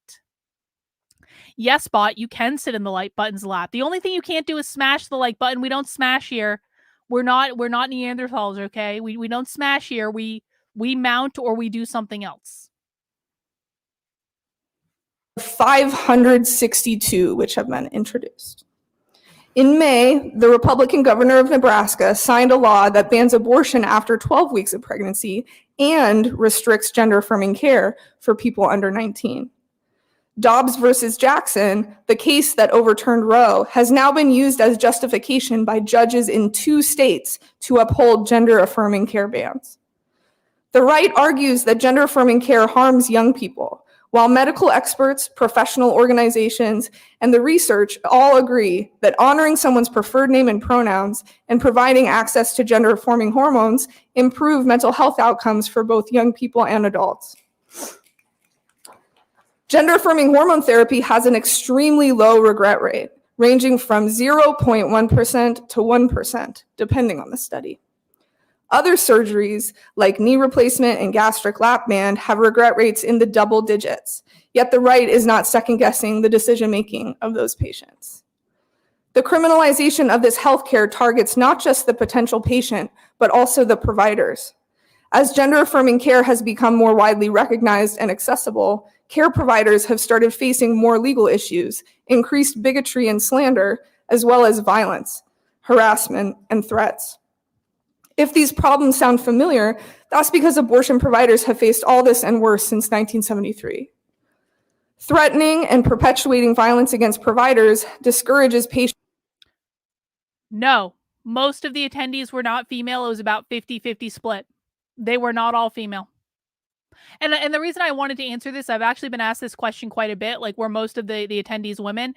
There was about a 50-50 split. There were a lot of men there too. Guys, socialists don't hate men. Like I told you earlier, socialists don't care if you're a man or a woman. They don't care if you're gay or trans. They don't get, well, actually they do care. They want you to be queer above all else, but they don't care if you're a man or a woman. Like people think that the far left hate men. They don't hate men. They don't. They hate people who are not socialists. If you're a male socialist, you're just fine. They don't care. If you are a female that is not a socialist, you're not on the nice list. From accessing care and discourages providers from offering targeted services. To date, anti-abortion domestic terrorism has killed 11 people, injured 12, and kidnapped 2. March 10th was federally recognized as National Abortion Provider Appreciation Day, commemorating the day that Dr. Gunn was assassinated in 1993. Since his murder, 3 other abortion doctors have been assassinated by right-wing extremists in the United States. Religious protesters outside of abortion clinics are exceedingly commonplace, as they attempt to shame and deter patients from accessing services. Crisis pregnancy centers are fake clinics run by right-wing anti-abortion organizations, which exist to trick and coerce pregnant people away from abortion. Recently, fake gender clinics have been opened to use the same tactics to prey on vulnerable folks seeking gender affirmation. In Illinois last year, gender development program workers at Lurie Children's Hospital were slandered by the far-right Republican gubernatorial Thank you for the super chat. I appreciate it. Ben, what did you see in the subtitle? What did I miss? What did you see? And if it's the nuclear family is worthy of destruction, why does abortion matter to them? In theory, are they? Nope. Nope. Abortion matters because it's about a bodily autonomy. It is about like so it essentially is a way to destabilize the system. That's what it is. I'm gonna go into this more in depth based on the clip we just had on the Substack, but like no, they are not. They like abortion in and of itself is not going to destroy the nuclear family, but it's more about the principle of the matter than it is the actual like thing, I think. But I have to think through that a little bit more to be able to explain it. So I'm sorry I'm doing a poor job right now, but to be really clear, it is not like but like getting rid of the nuclear family is in the Communist Manifesto. So it's not some sort of perplexed theory that this is what they're going after. That's real. And they think that capitalism and the gender binary are upheld when the nuclear family is upheld. It all interrelates. Oh, they don't like child protective services. They're really they talked a lot about like they hate mandatory reporting laws. Because remember, socialists are abolitionists, right? So socialists do not like the carceral state. They don't like anything related to it. So they're not really in favor of child protective services like at all.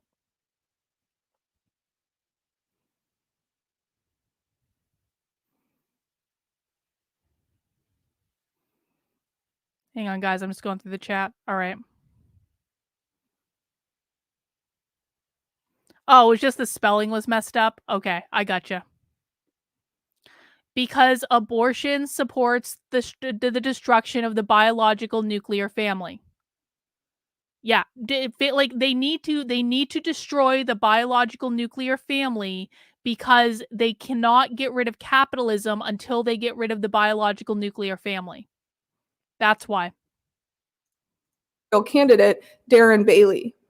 When a Boston Children's Hospital was similarly threatened by trolls on TikTok, they received a number of threats, including a fake bomb threat, which sent the hospital into lockdown.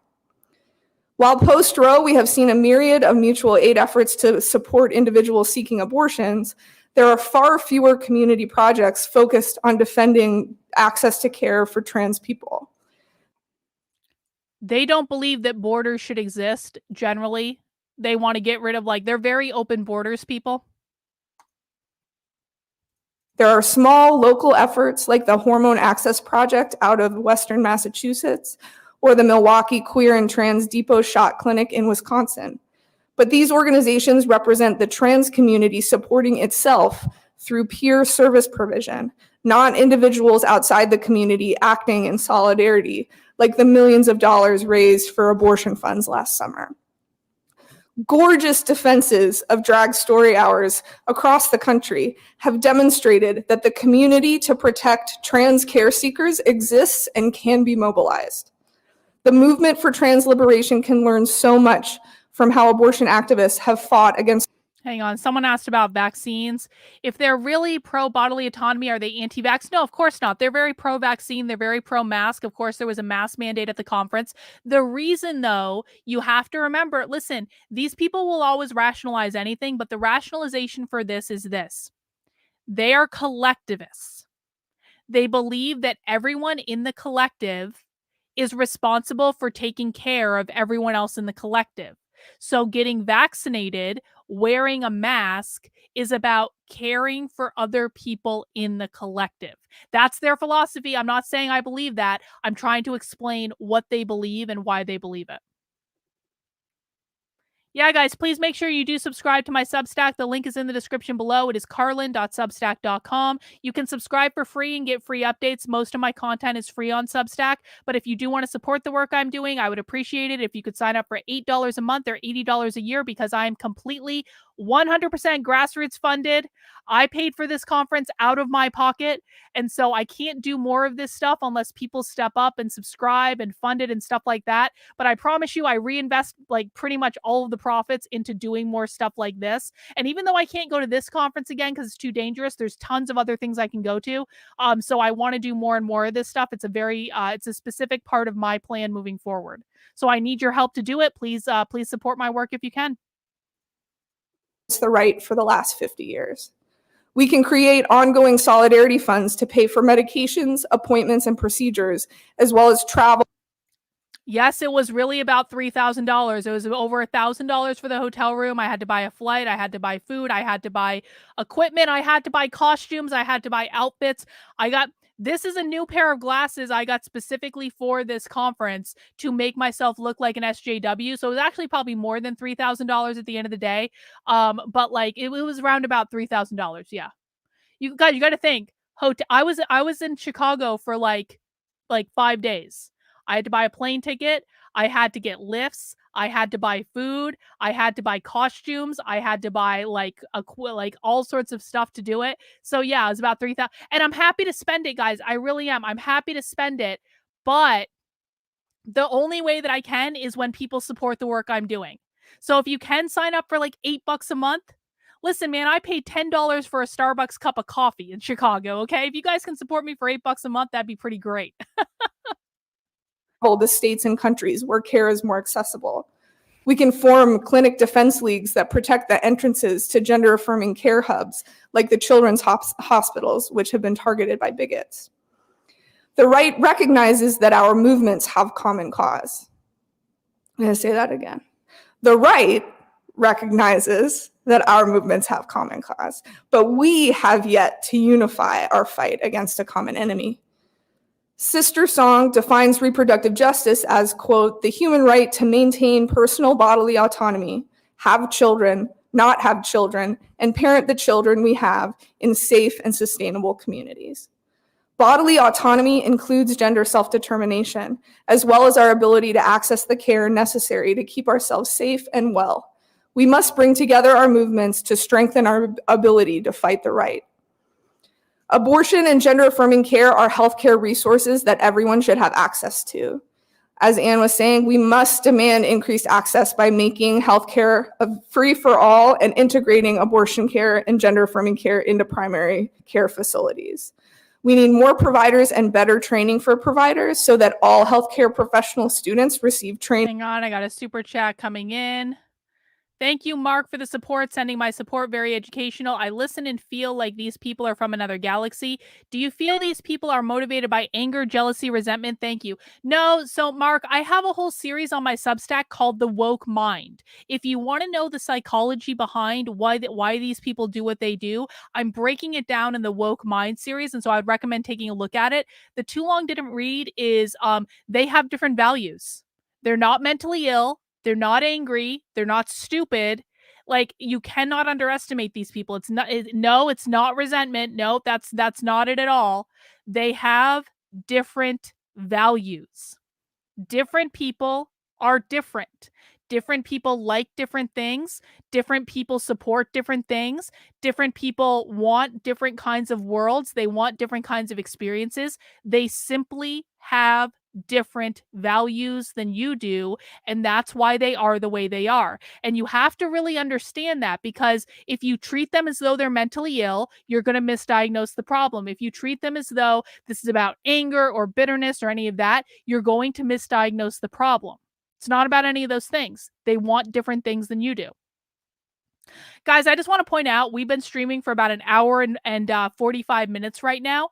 That is the length, roughly, of one socialism presentation.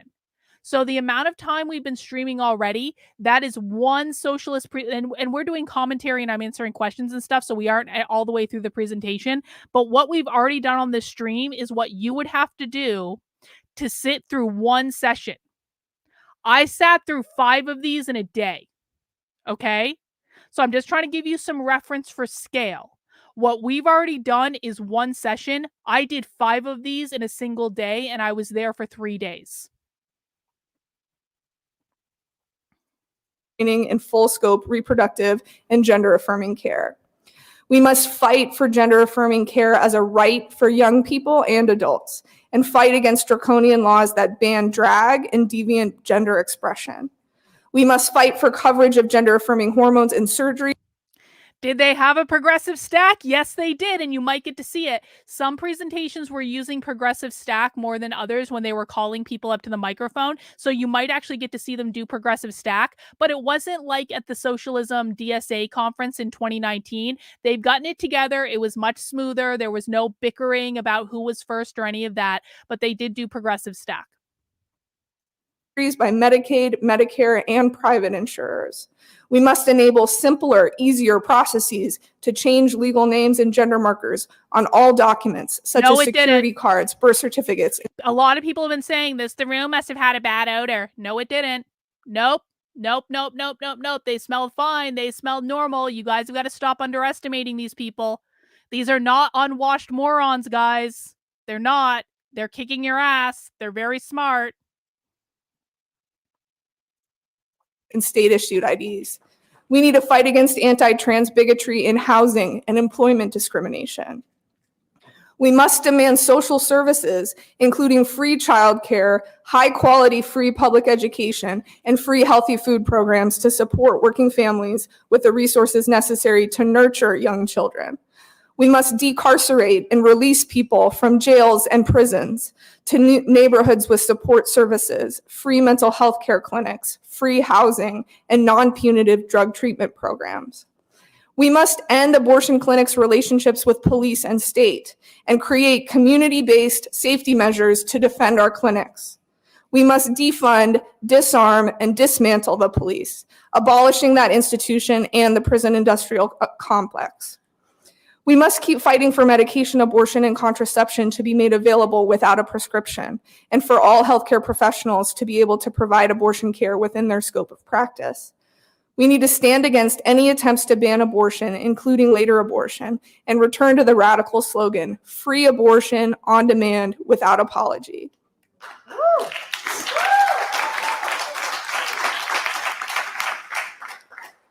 We will not capitulate to spineless Democrats who allow abortion restrictions and bans as a compromise with the right. They hate Democrats. Hate them. The same spineless Democrats who tout their rainbow allyship while trans people are murdered. We will defend abortion and gender affirming care clinics fiercely and beat back the bigots at their doors. We will support the right of anyone to have an abortion at any time for any reason. The right is wealthy, well-organized, and winning many legislative battles. They have established a playbook of repeat strategies which undermine bodily autonomy and police gender expression. They believe their fight has been divinely appointed to them by God. In order to beat them, we must come together to build a mass movement and take power. Our movements have more in common than just our enemies. The tenets of what we are fighting for are interconnected. Transgender liberation is reproductive justice. Manifesting reproductive justice is impossible without achieving trans liberation. Ultimately, our collective freedom depends on liberation from every oppressive system and the creation of a new society built on human need, where abortion is everywhere and trans people are free.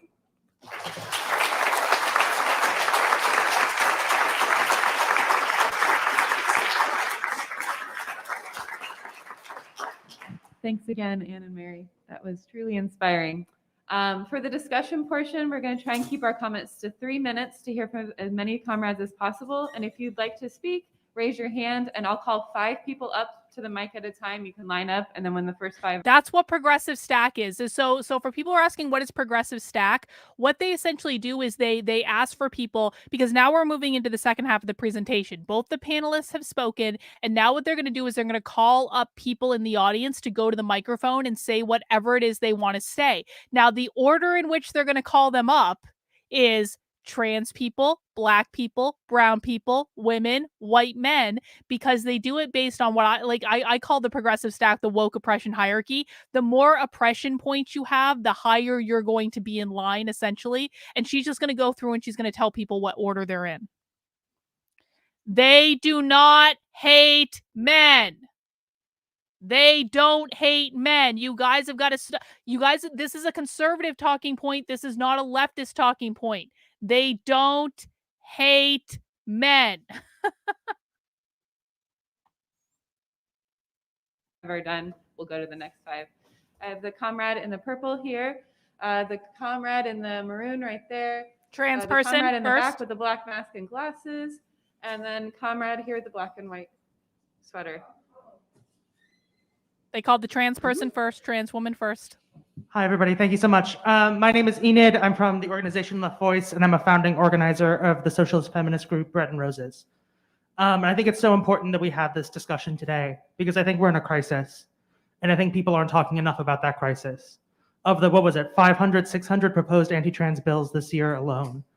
And we're seeing an absolute attack not just on trans children, but on trans adults and the ability to be trans and exist as a trans person in a public space.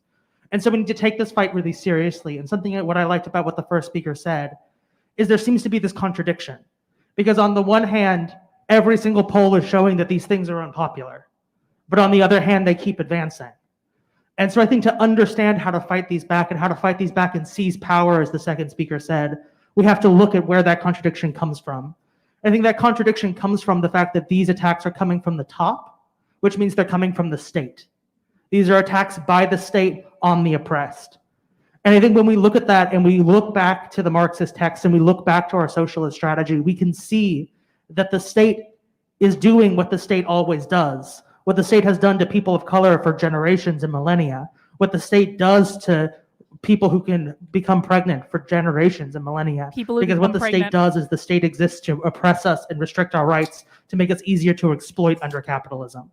And that's what the state's role is. So as we think about seizing power, I completely agree with what the second speaker said, is that we need to think about how we unite our struggles into a single fighting force and fight together, uniting all of these struggles against the state to smash it and take it for our own. And to do that, we must resist all attempts to co-opt us. Did you guys just hear what I just heard? This is why they talk about the state like they want to abolish the state. They do not want to abolish the state. These are not anarchists. They want to abolish the state and take it as their own. I'm going to rewind so we can listen to it again. But this is really important because every time they say abolish the state, abolish the state, abolish the state, people are like, oh, they want to get rid of the government. They're anarchists. No, they want to be the government. They want to control the means of production. They want to eliminate all private property so that they can control it. And private property includes your children. They consider children to be private property of their parents, and it is their job to liberate them. That's what children's liberation is, so that they can be controlled by collective, which is them. Let me just replay this real quick. We'll go back a little bit. Socialist strategy, we can see that the state is doing what the state always does, what the state has done to people of color for generations and millennia, what the state does to people who can become pregnant for generations and millennia. Because what the state does is the state exists to oppress us and restrict our rights to make us easier to exploit under capitalism. And that's what the state's role is.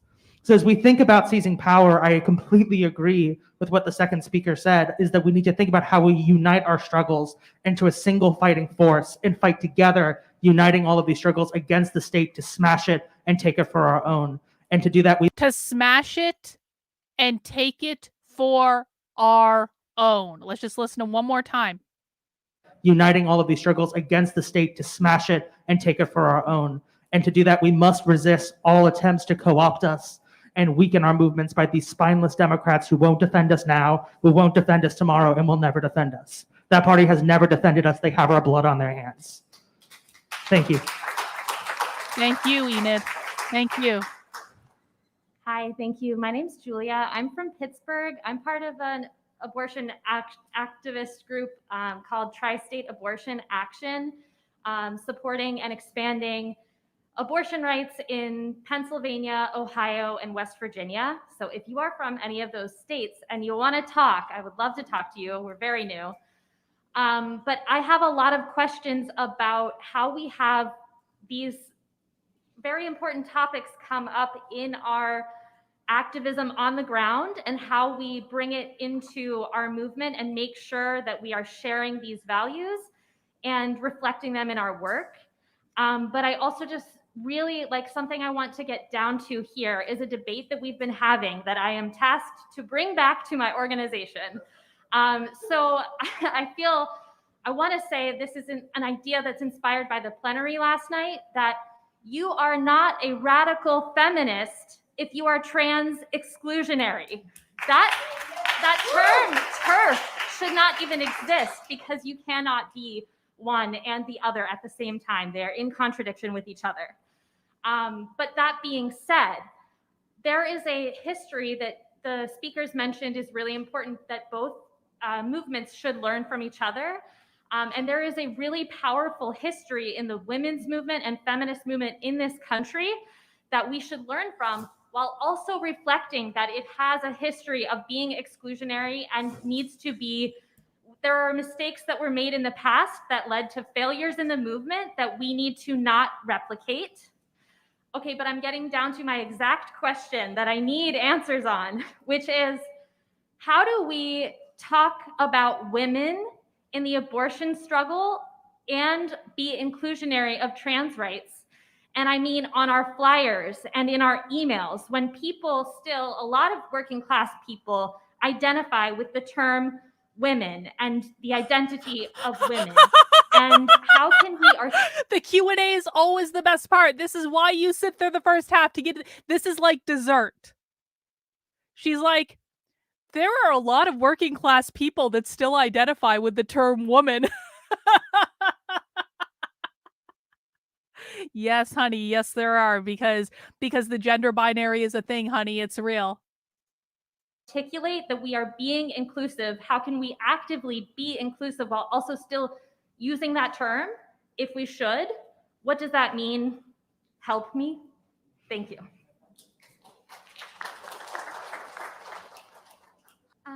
Hi, I'm Crystal. I'm a healthcare worker. I used to work at Howard Brown, and now I work in an abortion clinic. So I work in a lot of reproductive health. Appreciate it, my friend. Thank you. Comes from both of what you guys were talking about, but about how like a lot of the Democrats have like gone to compromising or, you know, doing something to like get a win, whatever that quote unquote. Okay, so people are saying the question wasn't addressed. What progressive stack is, what this is they'll basically take like 5 people, they'll let like 5 people speak, and then they will address everyone at the end. So it's not like they're not ignoring the questions. You'll see they're writing them down. This is just the way socialists do it. It's weird, but it also kind of works really well, to be honest, where they just let a bunch of people go, and then they address all of their questions at the same time. Would be. Those people are usually the people running the clinics or like in power at the clinics. We see Howard Brown Health here in Chicago is supposed to be like a queer haven clinic. And as a worker there, that was not the case. And like we were constantly fighting against clinicians, against like clinic directors about please use people's proper pronouns. Like, so the volume's gone excuse me, sorry. The volume's gone down. So what I'm going to do, god dang, I'm going to turn my volume down because I know the mic volume there is lower than what it was. So I'm turning my volume down so you guys can turn your volume up on your end, and hopefully that'll work. Don't force people into these, like, you know, to get these certain tests and everything like that. And that's a similar thing that we are facing at clinics. I think about Planned Parenthood. I think about my own clinic where it's usually the more the workers that are paid the less, the medical assistants, the patient educators, the health educators, people that are working in like the tech, not necessarily always the clinicians that are the most radical and are really trying to push, but then our livelihood goes on the line. We get in trouble, we get marked up, we get spoken down to, and then it's like, well, we're already struggling so hard, and so many unions, thank goodness, have been cropping up in this work. But I guess more so, my question is, what do we do for those workers? How do we show up? Because a lot of the time they're getting burnt out and they're leaving because they're done fighting with the executive board, with the clinic directors, with it's very tiring work. So I guess like that's a really difficult and hard question, but I would love some advice. Thank you.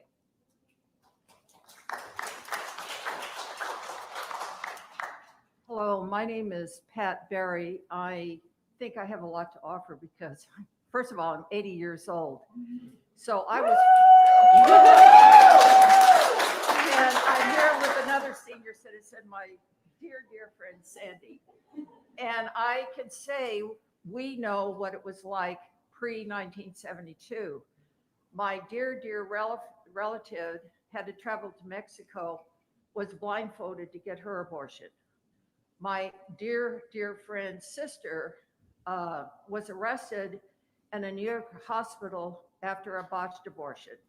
So that's the experience that I knew close to home. Now, the second thing I want to bring up is who's from California? Okay, in California, if you can believe this, we are being invaded by anti-abortionists. Beverly Hills Really? turned down an abortion clinic. They had signed Because the Beverly Hills is contract, conservative. opened it up, and a group called, if you can believe this, Survivors of Abortion Holocaust, headed, I looked up the men who run it. They're all white male capitalists, or they come from a history of being right-wing ministers. And they were able to convince the Beverly Hills City Council to turn down and break a contract for an abortion clinic, which I think is outrageous, particular with that creepy name, in a community that is 70% Jewish. And the Simon Wiesenthal Center has said that groups like these people are abusing the name Holocaust by calling themselves survivors of abortion Holocaust. When I first saw the name, I said, oh, they're bragging that their mothers didn't get abortions for them. I couldn't figure out what they were saying. And they're claiming that anybody born after 1972 is a survivor of the Holocaust. So they're abusing one of the most horrible crimes against humanity in the name of the protection of fetuses, which is nothing but massive misogyny. So California is under siege as well. And they're going after LGBT protections. They're challenging our state mandate that all children have to learn there are different families and we have to respect all of them. So we're all under siege and we have to work together. Finally, 3 minutes, comrade. Yeah, one more thing I want to say is you have to unite with mothers who have given birth, because when they walk into family court in California, they are losing their children to sex abuse. Hang on. They don't have to ask a question. This is that they don't have to ask a question. They can just make a statement. This is what this is. This is an open microphone for questions or comments or discussion. So she doesn't have to ask a question. She can say whatever she wants to say for 3 minutes. That's how they do it. I want to say though, this person is an example of a useful idiot. This is like a well-meaning old hippie socialist who remember, and by the way, guys, there are a lot of women who were alive before Roe v. Wade that remember how bad it was. And this is part of why the right got their asses spanked in the 2022 midterms, was women like this. because they're not really socialists. They don't really believe what these people believe, but they're trying to do the right thing. So these people are not who our enemy is. Users to domestic violence perpetrators over and over again. So I urge all of us to work together with supporting abortion, safe, legal, free abortion on demand. We have to have that. We cannot back down from that. Nothing else, no compromises. And at the same time, to work with these mothers who are often now going improper and are little revolutionaries without knowing it. It is very virtue signaling. It is. Thank you.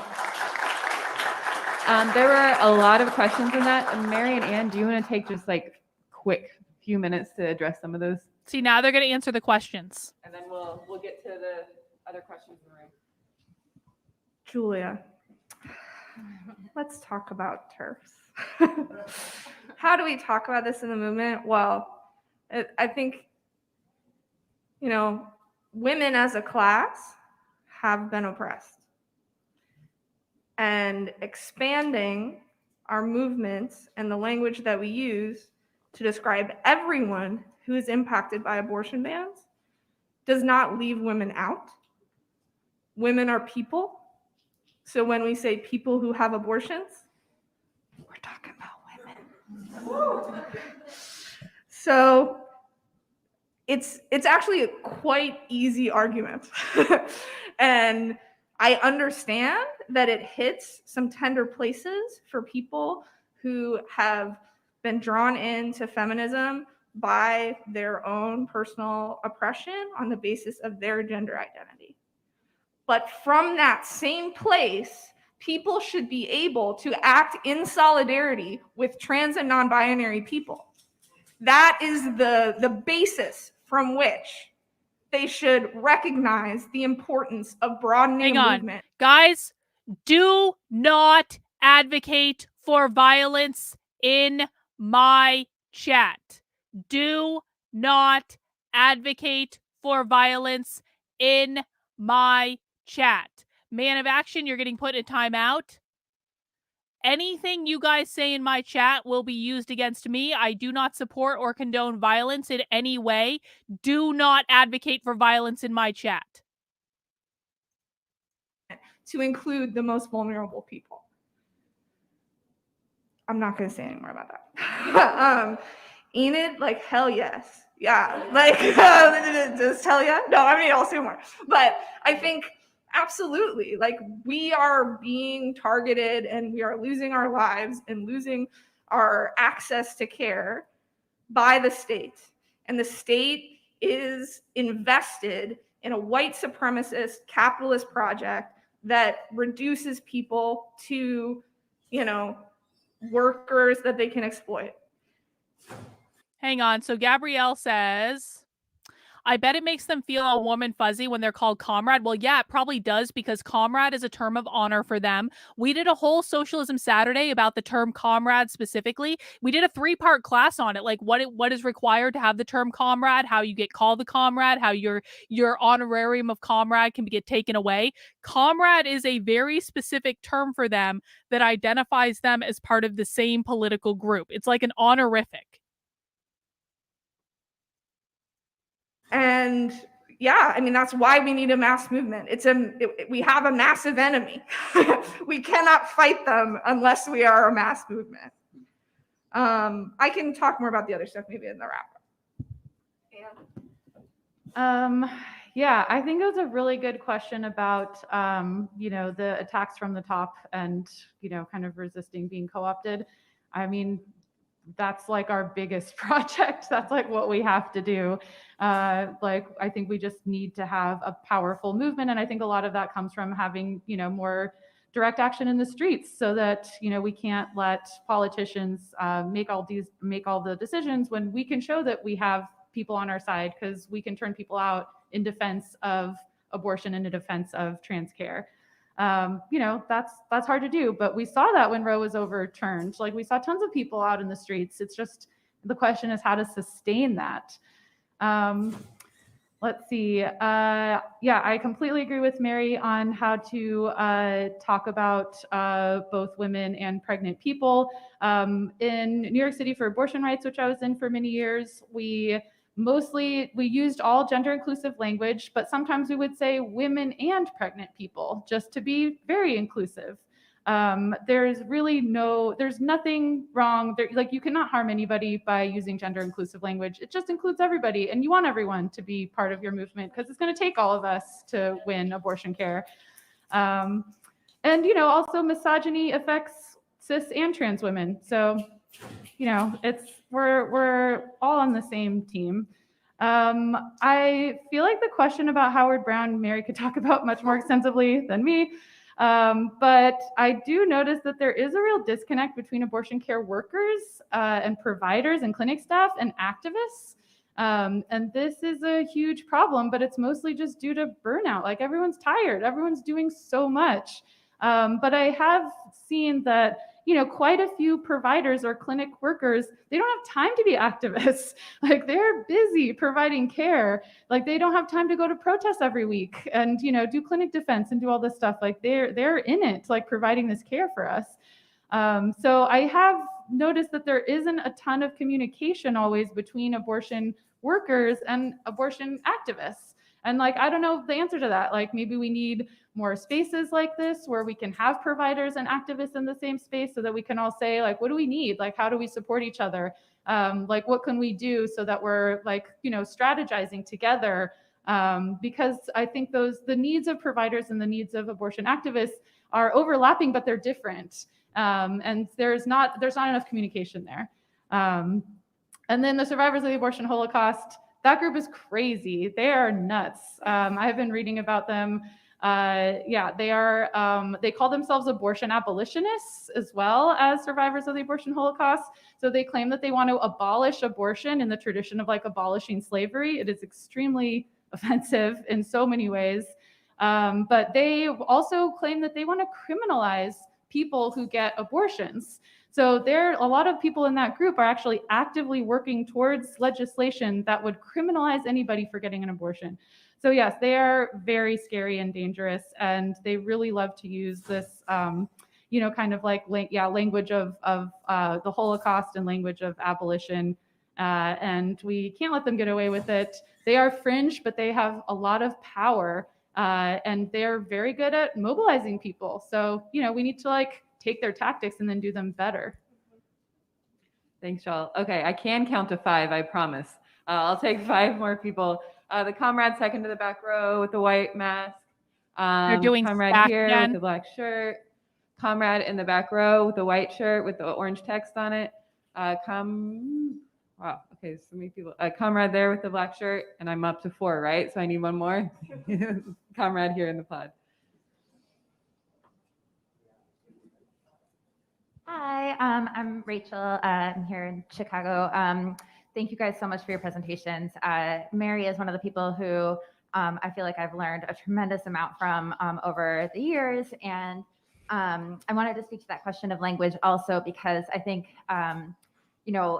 it's been something that people have raised for a long, long time. And I remember not always understanding, some of the reactions that I would see. So people would come to an abortion rights rally and say, I see the word women by itself on these signs and I feel excluded and that hurts me.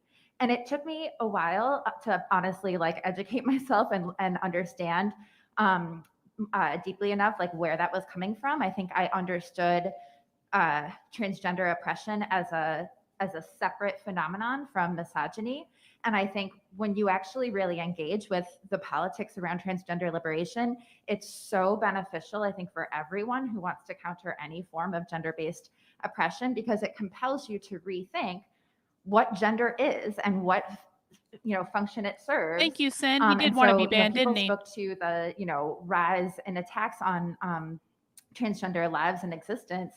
And I think that is not just a short-term right-wing strategy. It really stems from the same agenda, the same basis of capitalism in privatized social reproduction. And so When we adopt transgender liberation as one and the same struggle with the liberation of all cis people, I think not only does it help us understand our struggle better, it also helps us build more broad and strong and powerful coalitions. I think, feminism is basically a history of a painful, series of processes of building a coalition that understands that Black women, trans people, cis women, working class people experience gender-based oppression in unique ways and have an interrelated struggle against the way that capitalism and class societies use gender to deepen our oppression. And so, I hope that points somewhat to the question of burnout, is like building that coalition that allows us to be stronger together. But I also think, when we step outside of the question of just like what language do we put on our flyers, I think it's so much more powerful to be coming from a place that says, this is an anti-racist struggle, this is a gender liberation struggle. And I think using that broader language, even if it's a little longer, and even if sometimes some of the people that are coming to our groups newly aren't familiar with that language, ultimately it's so much more valuable. And actually, I think when people see language that's not inclusive at this day and age, people read that as a choice to not be inclusive and to not be in solidarity. And I think we cannot afford to continue to not build that. 3 minutes, comrade. Hey everyone, my name's Reba. I'm with the group Left Voice. I've been so heartened by hearing everybody talk specifically about connecting our struggles to capitalism and connecting our struggles to the capitalist state, because these are Capitalism is their number one enemy.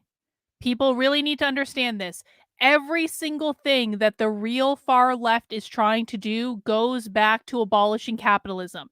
Anti-racism means capitalism. Whiteness means capitalism. White supremacy means capitalism. Fascism means capitalism. Pretty much every colonization means capitalism. Pretty much every single word that these people use is code word for capitalism. And even when you get into family abolition and abolishing the gender binary, ultimately they want to abolish the biological nuclear family because they don't think that they can abolish capitalism until they abolish the biological nuclear family. And in order to abolish the biological nuclear family, they need to abolish the gender binary. So everything always goes back to capitalism. Never forget this, no matter what terms they're using, whether it's about race or gender or sexuality or gender identity or any of this stuff.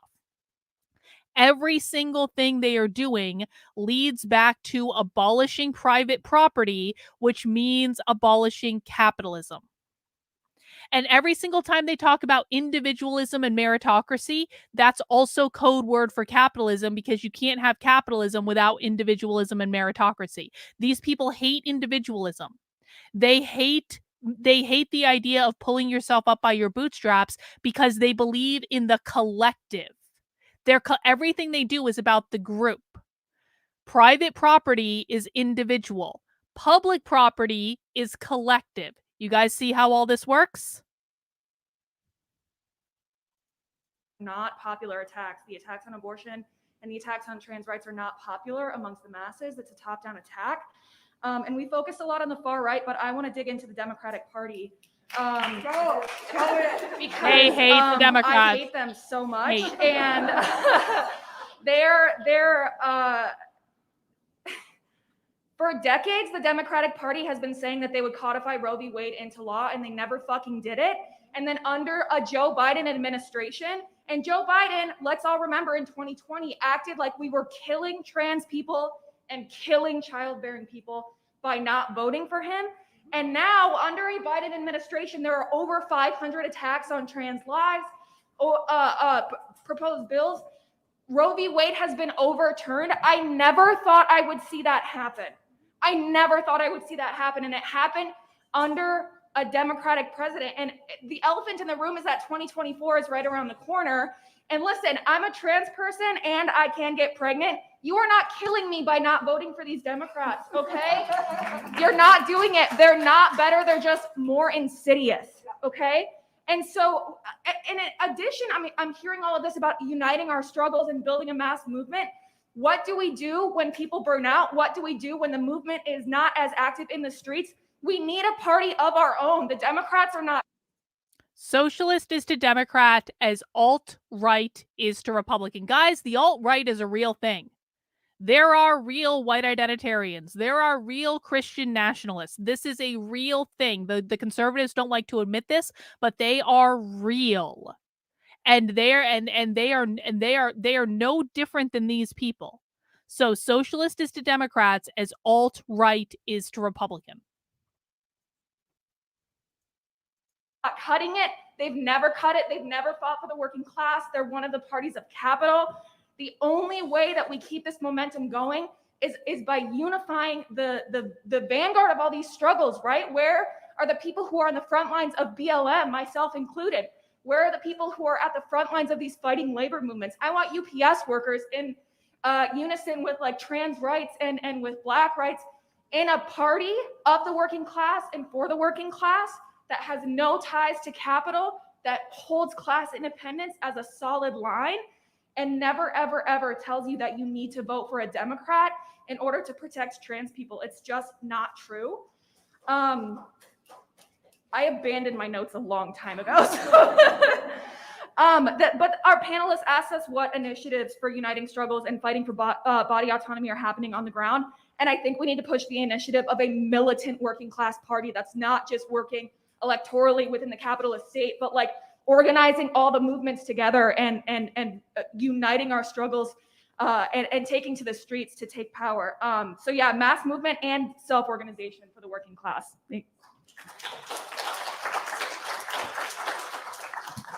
Hey y'all, my name is Brittany. I use she and they pronouns, and I work at ARC Southeast, which is an abortion fund located in Atlanta, serves six states in our region. I had two things, like really 1.5 things that I wanted to come and say.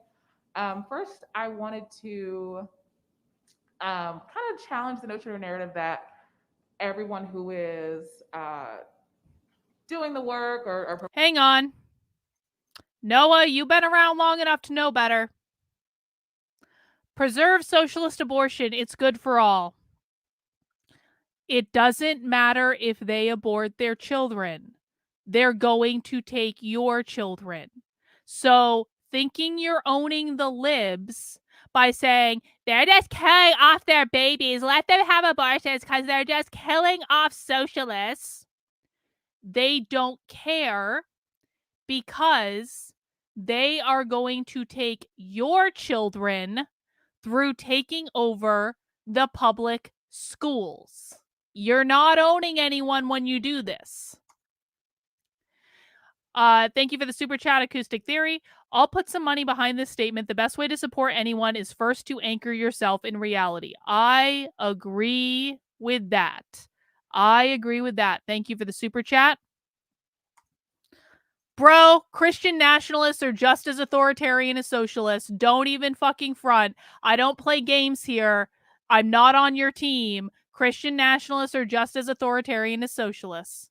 Oh, hey, Mark Robichaud. Good to see you. Providing the service or doing the care is for the people who are accessing the care. I think, I don't know, one example that's coming up for me is like, there are people who are going to abortion clinics fully funded from various abortion funds and still being asked to pay out of pocket for things so that the clinics can have money, cash on hand. And that's a barrier. You know what I'm saying? Like, I think I would love for us to resist the urge to say that everybody is doing all that they can, because there are a lot of folks inside of reproductive justice, inside of social justice broadly, who are adding barriers as they are, also working to bring them down. And separately, my second, the real reason I came up here was to ask, practically, what are if somebody could speak to what the costs are, some of the costs associated with gender affirming care, gender affirming medical care, and like how people currently are paying for them. I'm trying to figure out like what it would look like for abortion funds to use the current infrastructure to like start, paying for gender affirming care as well. Thank you. Wow. Did you just hear that? So listen guys, the socialists have a massive infrastructure because they run all these different nonprofits, they run all these different funds, they run these book publishers, they're creating content all the time. The person that just spoke, this black lady right here, she just said that she runs an abortion fund and she wants information about, which is when people donate money to her, and then when someone needs an abortion they go to her and she pays for it. Okay, and so she just asked, how can abortion funds fund gender affirming care as well, and what are the costs associated with that? I want everyone just to let's put that in our back pockets for now, because that's going to become important. That's for if trans people can't afford trans surgery, they go to them to get the money and they'll pay for it. And that'll include children too. That's not just adults. That'll include children, because they believe that children are just little adults that can make all their own decisions, and that children are not the property of their parents, et cetera, et cetera, et cetera. So we're not just talking about them funding adult transitions. They're going to be funding everyone. Andy from the Gay Liberation Network, as well as Chicago for Abortion Rights. We're coming for your children. I mean, a lot of things that Ann was saying, this stuff is so effing old. It goes right back to Anita Bryant. The anti-Semitic tropes of "we're coming for your children" are centuries old. And I think this is one of the ways that we can unite our movements, is pointing out how these creeps are not just, it's always the ADF. It's always the ADF. It's the same people coming for us, but they're recycling these attacks that are literally centuries old. Jerry Falwell got his start, opposing equal access to Black people by claiming that that was a violation of his religious liberty. That's the same crap that we saw with 303 Creative. I mean, over and over again, these same things. Now, I'm so glad that people are bringing up the Democrats, because our movements have got a choice. Are we going to limit our demands to what's acceptable to the Democrats and their NGO helpers? I mean, so many NGOs in this town, and I'm sure in other towns, they kiss up to. The socialists hate the Democrats like I hate the conservatives. They are so much harder on the Democrats than they are on the right, and I feel like I do the same thing with conservatives and the left.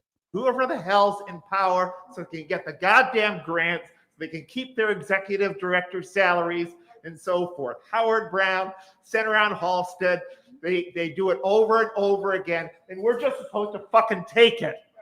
Now, next year, there's going to be a Democratic National Convention in August in this fucking town. And our movements, not just these represented here, but in this entire conference, we've got a choice. Are we going to limit our demands? Are going to limit ourselves to just being fucking cheerleaders for these fuckers who are just going to give us what they want? Hang on. Timothy is asking a question that's actually an interesting question.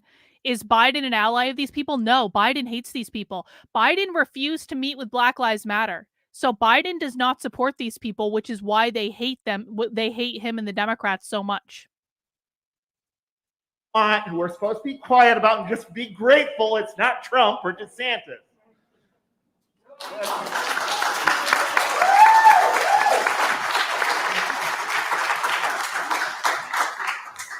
Hey, I'm Rosie. I'm from Turf Island, also known as England. I had a couple of questions. One, I guess, coming from the UK where we have a National Health Service, I really noticed the way that reproductive health and gender affirming care and abortion access is very much siphoned off from the rest of healthcare in the US. In the UK, about the way that gender affirming care is accessed, and that's a whole other story. But I do think that one of the reasons why we haven't seen the same attacks as we have in the US, or the same valence, is because there is a really embedded sense in the British public that you have a right to access healthcare. And I feel like that is so missing from a lot of the conversations around reproductive health here. Obviously, like during the Bernie campaign, whatever you think of Bernie, there was, a real conversation around Medicare for all, or however you want to frame a kind of taxation-based universal healthcare system. And I guess I'm interested in like where the reproductive health and trans-affirming health movement kind of fits into that now. Like, how much can we be raising universal demands for healthcare? I absolutely agree. This is an extremely gendered, extremely patriarchal attack that we're seeing, but it is also a universalist attack in that way. And I think, yeah, I'm interested to see what you guys think about, where that kind of, it's true that bodily autonomy is like deeply gendered, but, from the way I see it, like all healthcare is about bodily autonomy, right? Like we should also be thinking about it in those terms. And then my second question was about like how we build a fight back. Like, I know that the work that you guys and the organizations you work with have been really great and doing, the Lord's work actually. But it's noticeable that like a lot of the kind of defense of abortion access and defense of gender affirming care has been like from very scrappy activist organizations, direct action organizations. And, I know, Mary, you've had experiences with the private sector kind of filling in a lot of the gaps of trans affirming healthcare. And I guess I'm interested in like, where are the unions in all of this? And like, how do we build those links? Particularly the attacks in the US on educators, on doctors, like how do we get those unions involved in this fight and kind of build those bridges between, like, I feel like there's been obviously it was important and there's all kind of historical stories about why abortion is seen as like a feminist issue, and that's, true to an extent, but also it kind of misses out that like this is a healthcare issue. That means that it doesn't seem like an obvious move to be like, where are the nurses unions and the doctors unions in our kind of abortion movement? And I would love to see you guys talk about it. Thanks, Rosie. Okay, we have 5 more and then we'll do wrap up. Comrade with the, oh, I'm sorry, you're right. Thanks, Nancy. Comrade in the red, comrade in the floral. Yes, comrade in the red right there. Comrade brown shirt here. And then comrade here in front. Remember, guys, this is like an open discussion, so it's not just coming up to ask questions. This is like, it's actually kind of a nice way to engage with the audience in a conference, if I'm honest about it. It's to have people offer additional ideas or additional points of discussion that the presenters may not have presented on, and that way they can connect with other people in the audience that they want to connect with. Hi, my name's Helen. I'm from Seattle, and with the National Mobilization A lot of for people from Reproductive Seattle Justice there. and A also lot of Radical Women, Seattle. I'd like to answer. There have been some great questions that I have really brief answers, so it may seem like a little ping pong ball match here. But on Alliance Defending Freedom and what to do, I was really proud of our Phoenix National Mobilization Group, which organized a protest outside their offices once they discovered, oh, they're right in town here in this little strip mall. Being anonymous. And so that was, I think, the first time they'd been protested, and it was people loved it. Cops arrived immediately, not surprising. But I mean, I think more of putting these groups, exposing them in their communities and rallying the community against them is very important. Second, on the issue of radical feminism, I'm with Radical Women. We're socialist feminists. And for Radical Women, we've always had what we called multi-issue approach to social change, of raising the most oppressed are necessary if anyone's going to be free, as well as providing crucial leadership. And now that's more called intersectionality. But going back to 1967, we were multi-issue. And at that early time, the radical feminists defined themselves as a political sector of the feminist movement. We always had to differentiate ourselves as, okay, we're radical women, but we're not radical feminists, because the radical feminists, so named themselves, were the ones who said biology is destiny. The male gender is by nature rapist, violent, and there is no crossing of the genders. And that is where I believe a lot of the turf True enough, ideology Mark. comes from. They define in their writings, they define There are a lot of socialists who live in Seattle. If you're new to the channel and you missed the month of May, May in Seattle is called Red May. And there's a group in Seattle that does a ridiculous amount of socialism content during the month of May. And we watched a lot of it because they stream a lot of it online, but they have local events as well. And so we watched like an absorbent amount of socialist content in May because Red May was producing it. Red May is like a YouTube channel. If you want to go back and watch it, it's still available on the channel. male or female to male trans people as betrayers, as traitors, as infiltrators. So they do hold the biology is destiny. And I think they are not feminists. I absolutely agree They're about with the you. same. But that's where that term comes from. So I always have to say, I'm a feminist radical, not a radical feminist. But I want to say this. So like I think Portland and Seattle are roughly the same in terms of like socialism, but like guys, there were people from all over the country at this conference. There was a whole contingent from Oklahoma. There were people from Kentucky. There was an entire session about organizing in the Deep South. These people are very focused on the South. There were many people from like red states that were there. There were people from like North and South Dakota. There was a whole contingent from Denver that had the best t-shirts. They had Denver communist t-shirts. They were actually like really cool t-shirts, to be honest about it. I kind of wanted one. But like there was like they were advertising where they were from. So there were people from all over the country at this conference, and it was not just blue cities, guys. It was red states too. Lisa Jean, do they ever acknowledge any aspect of spirituality? I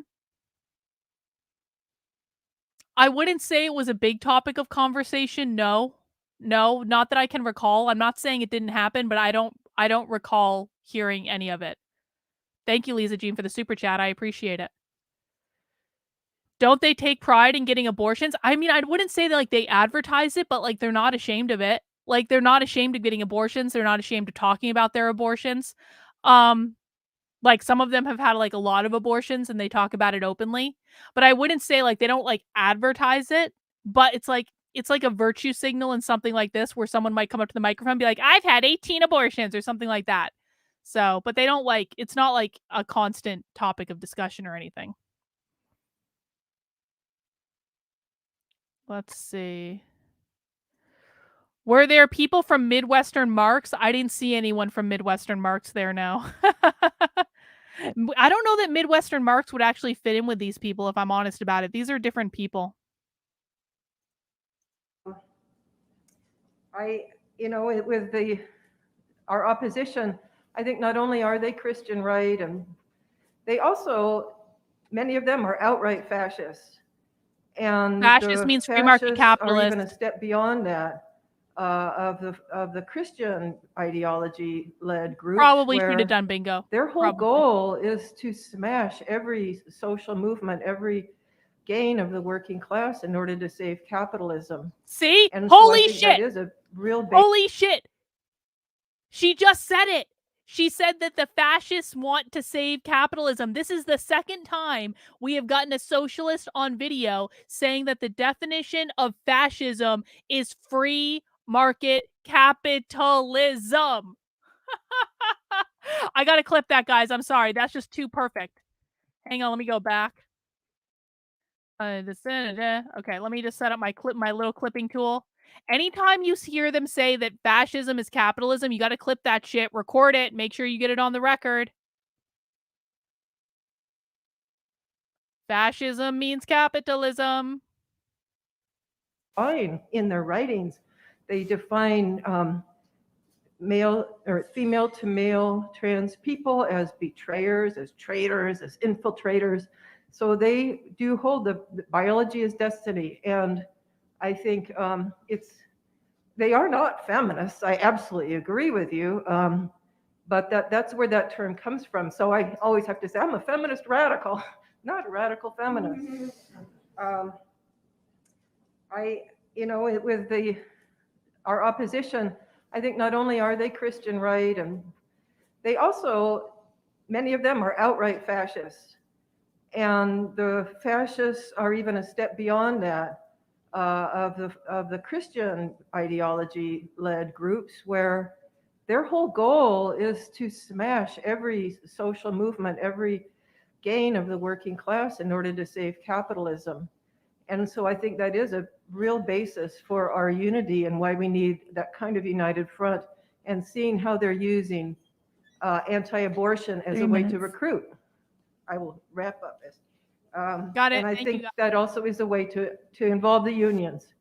The same people that are smashing unions, denying unions, are the ones attacking us, and we really have a common cause. And many unions have made that connection, and that's something that the National Mobilization is working on. Happy to talk to people more about that. Hang on.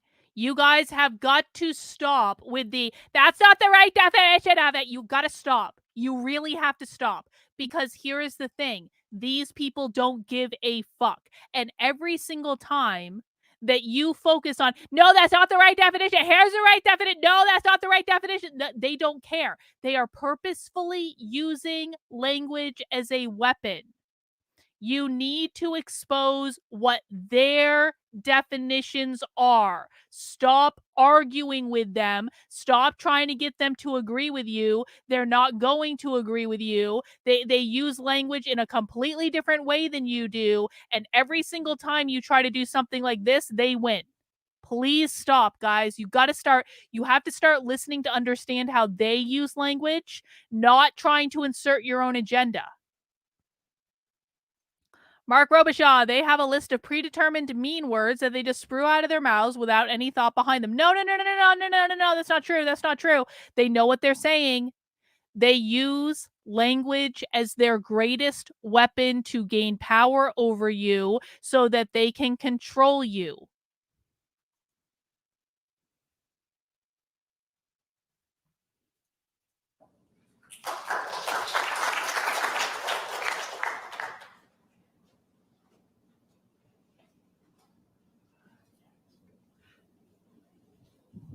Hello, I'm Spencer. I'm a community organizer in Maine. I've been learning from some of the women who launched the fight for legal abortion in the 70s. And I feel that we need to build community and share strategy, perhaps even after this meeting, perhaps in the not recorded segment, but so we aren't isolated.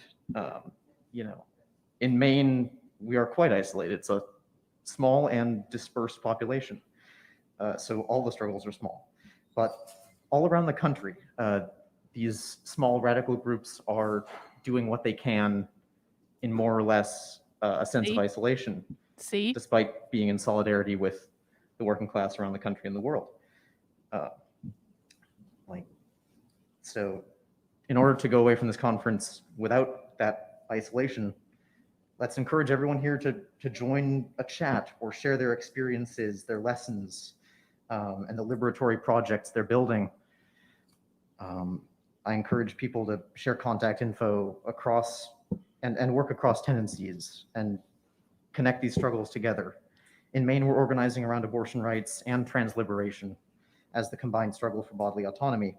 We're reaching out to activists, to abortion providers and trans healthcare providers and more radical organizers within NGOs. But we need a nationwide coalition to prevent burnout in smaller localities. And despite the limitations of technology, I think we need to make use of it how we can to connect nationwide. I mean, we had to go online for a pandemic, but that also connects these disparate places in struggle together. And a class independent movement, even without a single party line, we can bring these movements together. We don't need one party leading the way, and none of them are big enough to. Radical Women meets monthly, and they sell their Socialist Party paper, and we aren't strong enough to be sectarian right now, and the struggle doesn't need that from us right now. It needs sustenance and coordination and sharing what we've learned and sharing our resources. And I'd love if we could connect afterward. Thank you. Hi, my name's Amber, she, her. Oh. Okay, so here's my thing. Sorry if I'm not articulate. This is what my notes look like. Amber. So okay. Here's some background. I've been out as a trans woman for almost 5 years. And people used to never say shit Snaps. to me. They really do that. I was one of 2 trans women in my hometown. I talked a lot louder than the other trans women too. And no one said shit to me. No one ever, I never really had any incident. I'm sure people thought stuff, like there's asshole bigots everywhere. I'm not naive about that. But no one said anything. Now I can't go a week without getting called something not nice. I live out in the suburbs, LaGrange, west suburb of Chicago. And I guess my question is, and I don't really have anything for this, so we talk a lot about the trans backlash and stuff as a thing that happens in like Florida. But like, I feel like I'm dealing with it like every Wouldn't that be day. nice, Mark? It would be nice. Not just in like the legislature or at clinics. And I don't know, I guess my question as I wrote it on here is like, how do we get like an emboldened group of like transphobes, bigots? What makes them shut up? Like, how can I go back to them just thinking the bad things and not saying them to me? I don't really know what if like their bills get defeated and shit, like will that make them? You know what? Truly, sorry. Truly, I would love for these people to like take over the state of Vermont because I want to see how long their utopia lasts. Like, this is why I pay close attention to places like Burlington, Vermont. Burlington, Vermont is built almost entirely on equity. We need to be paying attention to Portland, Oregon, Seattle, Washington, Denver. Fucking Colorado is starting to get really, really, really, really woke. These are going to be like places where we can preview what's going to happen when these people are in charge of everything. And honestly, I think it's going to be fascinating to watch. If you live there, it would suck. I would recommend getting out really quickly. Yeah, the Chop or the Chaz didn't do too well in Seattle, but I think it'll be fascinating to watch. All right, guys, we are rounding out. We have about 20 minutes left of this. So way to hang in. If you're there already, way to hang in, guys. Like, you're doing really great. We're almost done. If you can sit through this, you might be able to infiltrate a socialism conference. Oh no, is that a COVID cough? No, I think like some water just went down the wrong pipe. Don't worry about it. Shut up, I don't know. Anyway, that's my question. How do you get all these emboldened people to shut up about this stuff and to not do harm? How do you get people to shut up? I mean, my God, what a trans question. No offense. Hi, I'm Paula. What a from queer the question. Spartacus Sorry, League. It's queer. a communist organization. We stand for free abortion on demand, free healthcare at the point of service, including gender affirmation healthcare. And I want to say that obviously conditions for women, especially Black and minority poor women, have gotten worse. There's no disagreement there. What I do take issue with is I keep hearing that it's the right. The problem of this is the right. But I say winning a war is a question of program and a question of leadership. So we hear a lot of stuff about mass movements, but on what program? It's not enough. It's not just numbers, but it's fighting on an independent program from the bourgeoisie. From the bourgeois. It means, like I hear the Left Voice and various organizations talk Bourgeois about means private property breaking owner. with the Democrats. Absolutely. But calls against the Democrats, calls to break with the Democrats are not enough. It's what are you putting forward in counterposition? It's the importance of taking on and exposing all forms of liberalism, all forms of reformism. And I would say that the feminist strategy is one of those programs we need to split with. It is one of the primary chains keeping activists and militants tied to the bourgeoisie, that the fight for abortion rights, pay raises, affordable housing, childcare, women's shelters are urgently needed. And it's needed now. But a feminist program or any program whose goal is preserving any kind of unity with the bourgeoisie is an obstacle. Any struggle against women's oppression must take place independently of bourgeois forces. For guys, just in case you didn't hear me earlier because I was talking over, anytime they say bourgeois, bourgeoisie, they mean private property owners. If you own a house, you're considered to be bourgeois, maybe petit bourgeois, depending on how big the house is, but it's such as it is. If you own a business, bourgeois. If you own an apartment building, definitely bourgeois then. If you own a big industrial complex, definitely bourgeois. Bourgeois just means private property owner. Proletariat means like worker, renter, non-private property owner, stuff like that. For decades, women's rights have been under attack. Democrats and Republicans, that's been made. The response, what is the response of the left and the feminists been? Get Biden in office, appeal to abortion-friendly politicians, mobilize against Kavanaugh for a better Supreme Court. Oh, they mobilized against Thousands of Kavanaugh. people have been out on the streets protesting this. But where has Oh. it gotten us? Oh. What is there? Nothing. Literally nothing, which everyone's saying we are still pretty screwed. So to free women from oppression requires a socialization of the functions of the family. And you cannot liberate women without addressing the root of the problem. And who's going to do that? Sanders? Biden? No. The Christian They don't right like Bernie. Fundamentally shares the same allegiance to capitalism that the Democrats do, that the progressives do. It's a class fight. That's what unites us all. The fight for 3 Black minutes, liberation. comrade. Milo, I already have a Be Bourgeois t-shirt. Here, I'll put the link to the Be Bourgeois t-shirt in the chat. I already have that, buddy. Come on. For the working class, for women, for trans and gay rights. It is all united in a fight against capital. So yes, a new strategy is needed. Women's oppression rooted in private property and the bourgeois family. That's where the attacks and the hatred for gay and trans comes from. It's an attack on the nuclear family. Holy shit! We in the shit! Spartacist League say it's time for a communist Way to say the women's quiet movement. part, lady. Thank you. We call the split with feminists, with all those who conciliate the bourgeoisie, with the reformists, calling national legislation. These are not, it's not going to happen legislatively. So, so lastly, we are not for the unity of all women. Women in the bourgeoisie are not on our side. And this is a class fight to expropriate the bourgeoisie. That was interesting. Women in the bourgeoisie are not on our side. Did you guys hear her say that? Women in the bourgeois are not on. This is the proof, guys. They don't hate men. They hate people who are not socialists. Women who are in the bourgeoisie are not on our side. Let's listen again.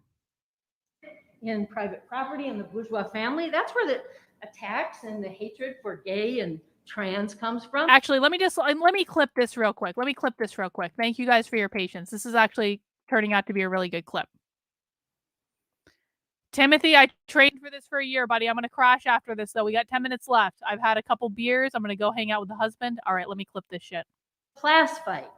That's what unites us all. The fight for 3 Black minutes, liberation, comrade. for the working class, for women, for trans and gay rights. It is all united in a fight against capital. So yes, a new strategy is needed. Women's oppression rooted in private property and the bourgeois family. That's where the attacks and the hatred for gay and trans comes from. It's an attack on the nuclear family. So we in the Spartacist League say it's time for a communist women's movement. We call the split with feminists, with all those who conciliate the bourgeoisie, with the reformists, calling national legislation. These are not, it's not going to happen legislatively. So so lastly, we are not for the unity of all women. Women in the bourgeoisie are not on our side. And this is a class fight to expropriate the bourgeoisie. We say revolutionaries are the best in waging the struggle for reforms because we understand what we need to get them. So we have Thanks, paper. comrade. I'll talk to you afterwards. All right, let me get that clip real quick. I saw a super chat come in. I need to figure out how to get the merch to ship internationally. You're right about that. I do need to figure that. I don't know why it's not, is the thing. Is like I went and tried to fix it. I don't know why it wasn't. All right, the clip is set. And I want to make sure that I get that super chat. S. Morgan says, this is the first time I'm catching a full stream on your channel. It's been very enlightening. Thank you.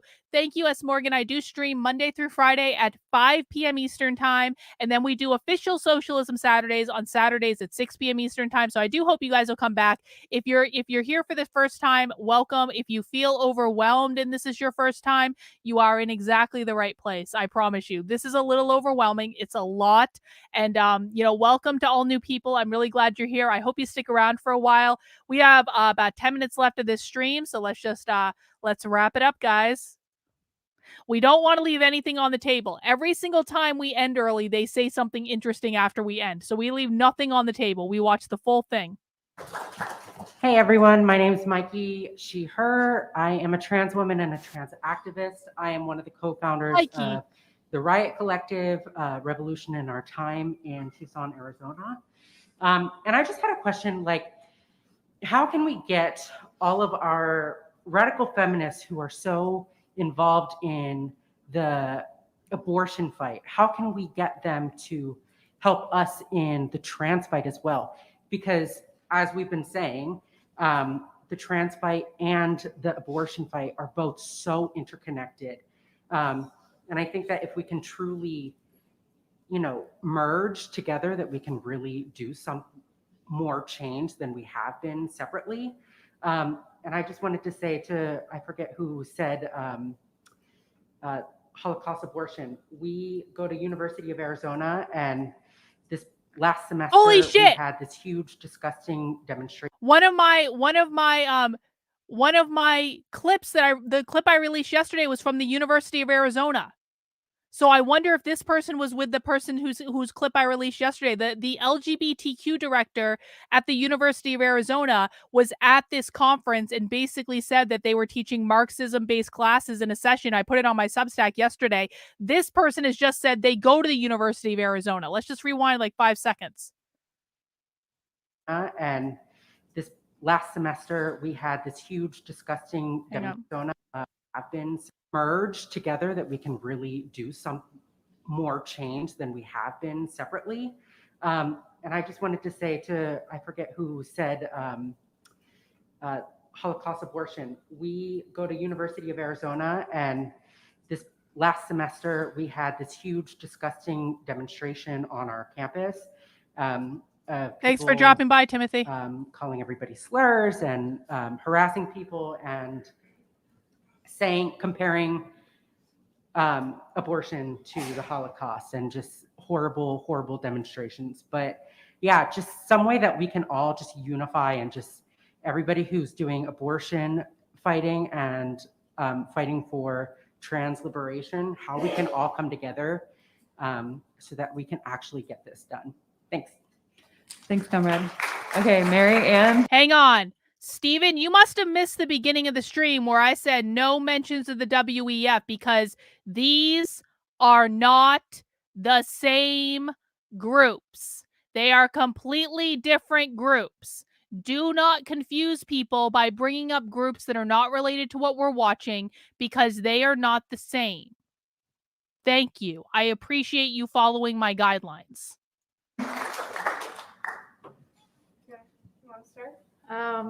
Okay. Let's see. I mean, the question about 2024 and the Democrats is a great one. I mean, we know exactly what they're going to say. Like, we have to vote for Democrats in 2024, or we will lose even more access to abortion. But, we've already lost so much. We cannot count on them to protect us. They have not protected us. We've lost so much. So I think, that's a tough one, but I think it mostly comes down to, we have to educate people about the importance of later term abortion care, especially, like, we cannot let these compromises keep going on. And it's, the Democrats are perpetuating this, but it's not just them. Like, lots of people are uncomfortable and are against legal access to later term abortion care. It is not actually that popular. So that's a major problem. So we actually need to shift people's thinking around abortion, and we need to like stop using language that like some abortions are okay and some abortions are not, and like, you know, early abortion is okay but like later term abortion is murder. Like we cannot, like those, that's like language that still gets used by Democrats, by lots of people, by even people who support abortion. So I think that's kind of a culture shift that has to happen, and that just comes from talking about it a lot, like talking about later term abortion care and talking about things like parental consent laws. Like a lot of people actually support parental consent laws. So how do we change people's minds about this? Like, I think that actually we have to change people's minds and educate people so that we can get that kind of support. You know, it's also that we have to not accept these compromises from Democrats, and we have to keep pushing them to actually support, you know, true access. I really like the question about the direct service work and how clinics are actually adding barriers. This is something that comes up a lot in the abortion movement, and it's really complicated because a lot of clinics are not doing enough, or they're charging obscene amounts of money for abortion procedures, especially later term abortion care. It can Paula, they hate the Democrats. They don't care if the Democrats lose. They don't care. They don't think the Democrats are working for them. The Democrats don't do what they want them to do. They don't care if the Democrats lose. It can cost thousands of dollars, like $5,000, $10,000 to get some of this later term care. And there's not that many doctors that will do this care, and there's not that many clinics that provide this late term abortion care. And I've heard a lot of people kind of quietly say that they think certain clinics, I mean, especially Planned Parenthood, you know, who actually has a lot of money, but even some independent clinics, that they're charging too much money and that they're not supportive enough of their patients for later term abortion care, especially. And that's super complicated because no one wants to call out the clinics that are providing. Do not test me on the guideline that I've given you about not bringing up the WEF. I am not fucking around. I do not want to get into this discussion when the WEF has nothing to do with this group. I know we're almost on the stream, guys. I know everyone's getting antsy. I really get it. But if you bring up the WEF, you're going to get timed out next time. I'm no longer fucking around. Providing this care, like we need them to provide the care, but we also have to push them to serve their patients better. So that's, I think, really challenging and complicated, and it is something we have to talk about a little bit more or reckon with. Like, we do have to make sure that these clinics are providing care in the right way, and that they're not charging money, and that they're not ostracizing people, and that they're using the correct gender pronouns. That, like, there's a lot of work that clinics need to do, and they're not all doing it perfectly. So sometimes saying that while trying not to throw them under the bus, like calling them in, saying it in supportive ways, it is something we all have to do, and we have to get more comfortable, I think, with criticizing each other in constructive ways. Well, Lisa, you are correct that everyone at the meeting has a pet project, but that doesn't mean they aren't unified. That means they're all working towards the same goal. Every single person at this meeting takes personal responsibility for advancing their revolution. Now let's contrast this with conservatives. Conservatives expect heroes to come in and save them.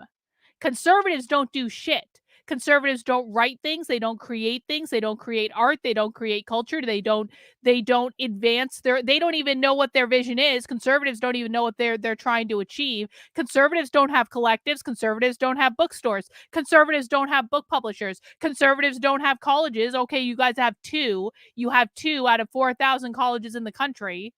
So, yes, these people all have pet projects. They're all working towards something, while people on the right are doing jack shit and waiting for everyone else to come and save them. And that is why these people are winning. They're winning because they all have different things that they're doing.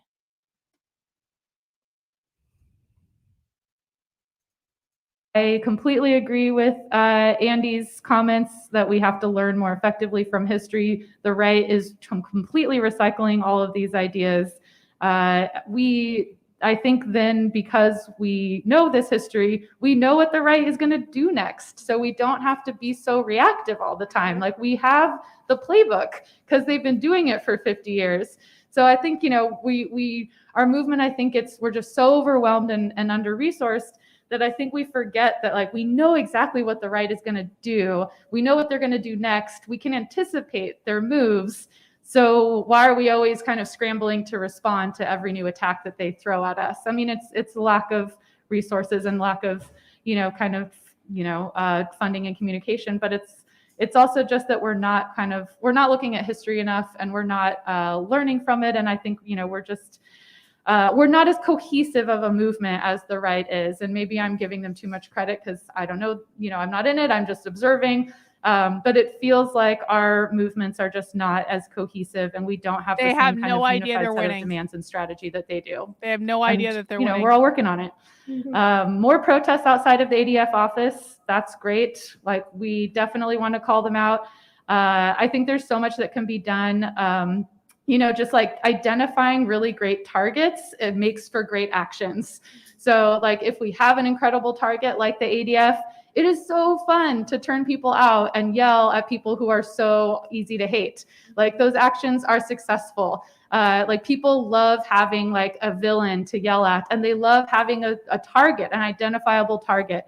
So I think, like, making it clear that these antis, like, we should be targeting them and not letting them have, public lives. Like, everywhere they go, we should be calling them out for their hate. Those actions take a lot of work to plan, but they're really fun to have those targets. So let's do more of that. Let's see. Gender affirming care and abortion being siloed off from primary care. Yeah, that is that has like such a long history in the US. And I think like a lot of that came from, it came from hospitals charging a lot of money for abortion in the kind of early days that abortion became accessible. And so a lot of kind of feminist and women's healthcare collectives actually wanted to be separate from the mainstream health organizations because they could provide that care for less money, and they could provide that care in ways that was, very nurturing and, kind of aligned with the values of the women's liberation movement. But now we've gotten to a point where our clinics are completely siloed off from primary care, which makes them easy to defund, and it makes them easy for antis to attack. Like, they have a physical location now to like. Roslyn, big spender today with the super chat. Thank you, Roslyn. Hi, Carlin. I missed the beginning of the stream, but I have learned a lot from what I have seen. Your explanations have also helped me understand the concepts rather. Cheers, Roslyn. Roslyn, really good to see you. I really do appreciate the super chat. Cheers to you, Roslyn and Adelaide. I hope you're having a great day, and thank you guys so much. Like, come after us receiving care. So, we do have to work on integrating this care into mainstream primary health care. And I think it is true that abortion should be included in our universal fights around healthcare. That will mean holding our elected officials accountable, because they're going to be under pressure from the extremely well-funded anti-abortion lobbying group to not have abortion care or gender affirming care included in projects for universal health care. So that takes us being organized and not making those compromises ever. But I think that universal language around that fight is definitely something we can do more of. And then we need more unions, nurses, unions, and doctors in our fight. A lot of nurses and doctors support abortion access, but some of them don't. Like, some nurses and doctors are against abortion and against gender affirming care. And they are very powerful, and they're used by right-wing anti-abortion groups as spokespeople, and to be spokespeople then for like the entire medical profession. So I think it also maybe means like not lumping all nurses and healthcare providers into the same category. Like, those who are against abortion, like, those are also targets of our movement. Like, and we need to call them out for perpetuating all this harm. And then we need to be making sure that we're supporting, unionization campaigns, especially at Planned Parenthood. Planned Parenthood has not been friendly to unionization campaigns. So how do we fight those unionized workers at Planned Parenthood and other clinics? And that's something that we should keep talking about how to do. we are almost over time. So luckily Anne covered a lot of the stuff I was going to talk about, Planned Parenthood specifically. So yeah, so far, both of our movements have been dominated by nonprofit NGOs who claim to be the voice, right? And they are doing or not doing legislation well. They are advocating in very limited places. But that's Planned Parenthood, that's Gay Inc., that's, it's those organizations are claiming to be representative of our communities and then making deals with Democrats. Like, that's all they. So what is going on here is, so this person is this person, again, we need to look into this person more. This person's trouble. Planned Parenthood and Gay Inc. are like traditional, like you guys might not like Planned Parenthood, but like Planned Parenthood is like relatively like traditional about the abortion stuff. Gay Inc., LGBT, they don't like this because Planned Parenthood and so-called Gay Inc. don't go far enough. They have not fully embraced the queer ideology. That's why this person doesn't like them. Dr. Mary Bowman, I think is her name, their name, whatever. Then just stumping for Democrats and trying to get Democrats in office. And so that is not our movement. Those organizations do not represent the revolutionary spirit of both of our movements. And we cannot let them be the voice of our movements when they are losing. We lost. Their strategy is a losing strategy. Ooh. So no longer can, I love yelling about Biden, like, let's do it, right? Like, look, all of their promises are fucking broken. We cannot depend on them for any. Okay, I'm sorry. I need to clip this. I know it's late in the stream, but I need to post this on Twitter. Like, this is fucking great. This is great. Like, she's losing her shit. Okay, hang on. I'm gonna start there. Thank you guys for bearing with me. I have to, though. This is just such gold.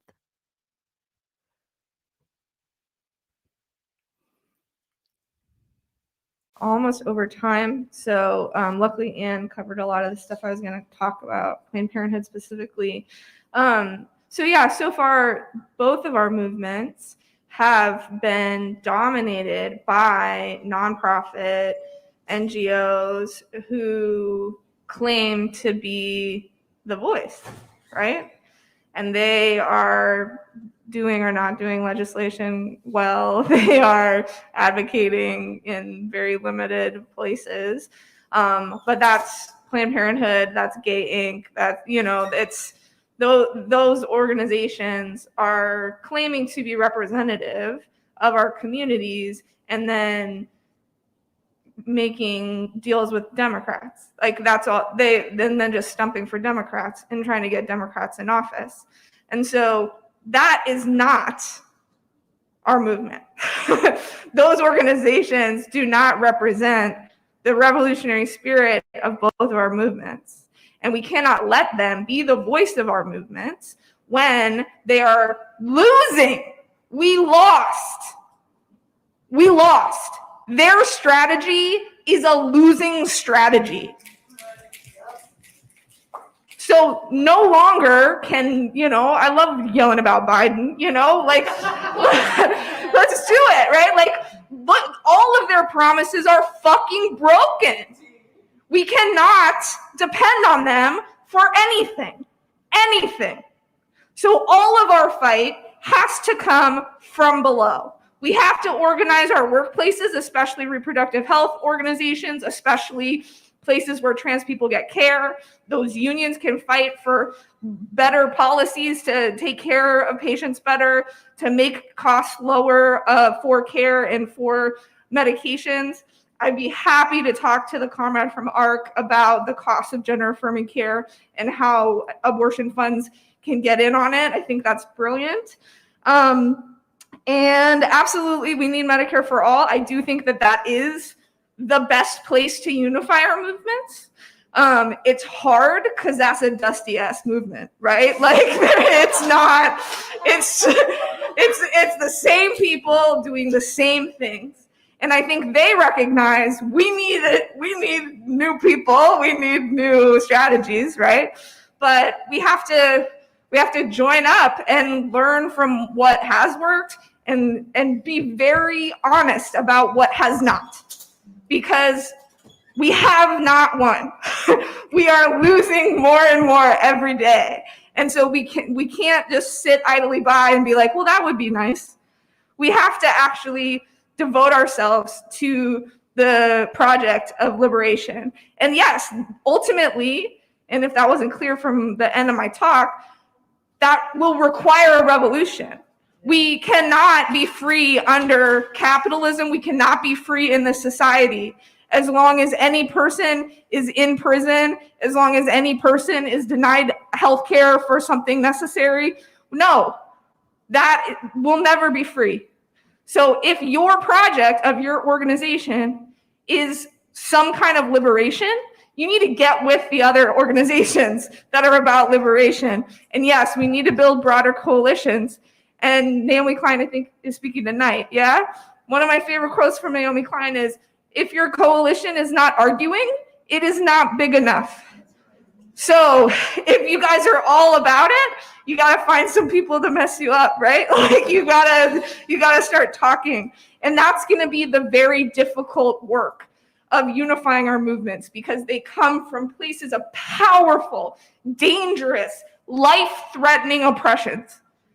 And people sometimes are just looking for people to affirm the fact that they have experienced those things. So how can we do that and take on a revolutionary project? How can we be community care and collective liberation? That's the movement I want to be in. Wow. That was quite a clip, guys. That was quite a clip. Oh my gosh. We have about a minute left, so let's wrap this up, and then I'll take that last super chat from Raven's Poetry. We might actually be done. Thanks, everyone. All right. That's it. That's it. That's all we have. So I want to give this super chat from Raven's Poetry. You guys made it. Congratulations. You made it through the stream. Thank you, Carlin, for teaching people. I'm proud to be a part of the learning capitalist community. Excellent, Raven's Poetry. I do appreciate it. Guys, that concludes our stream for today. To those who made it through the whole thing, we've been going for 3 hours and 20 minutes. Kudos to you guys. But this is what's required. If you want to infiltrate socialist events, if you want to go to their meetings, if you want to listen to what they're saying, you have to be able to sit through it. If you found this difficult, don't worry. It gets easier. It gets easier the more you learn how to recognize what they're saying. So guys, I stream Monday through Friday at 5 p.m. Eastern Time. On Saturdays, we do Socialism Saturday at 6 p.m. Eastern Time. And so I do hope you'll join us again in the future. Please mount that like button on the way out the door. Please make sure you are subscribed to the channel if you are not already. And if you want to support the work I'm doing, please head over to my Substack, which is currently Socialism Obsessed, which is Carlin, KARLYN.substack.com. Again, that's Carlin, KARLYN.substack.com. I'm slowly dripping out my secret recordings from the Socialism Conference. We have a really disturbing clip there today. There's all sorts of stuff on there. If you want to support the work I'm doing, please make sure you subscribe for $8 a month or $80 a year. I can't do it without you guys. I do really appreciate it. We'll be back tomorrow. Take care, guys. Have a great rest of your day. Oh, look for me on Newsmax in the morning. I'm going to be on Newsmax in the morning and apparently again in the afternoon. So you might see me on the TV. Who knows? All right, guys. Take care. Have a good rest of your day. We'll see you soon. Bye.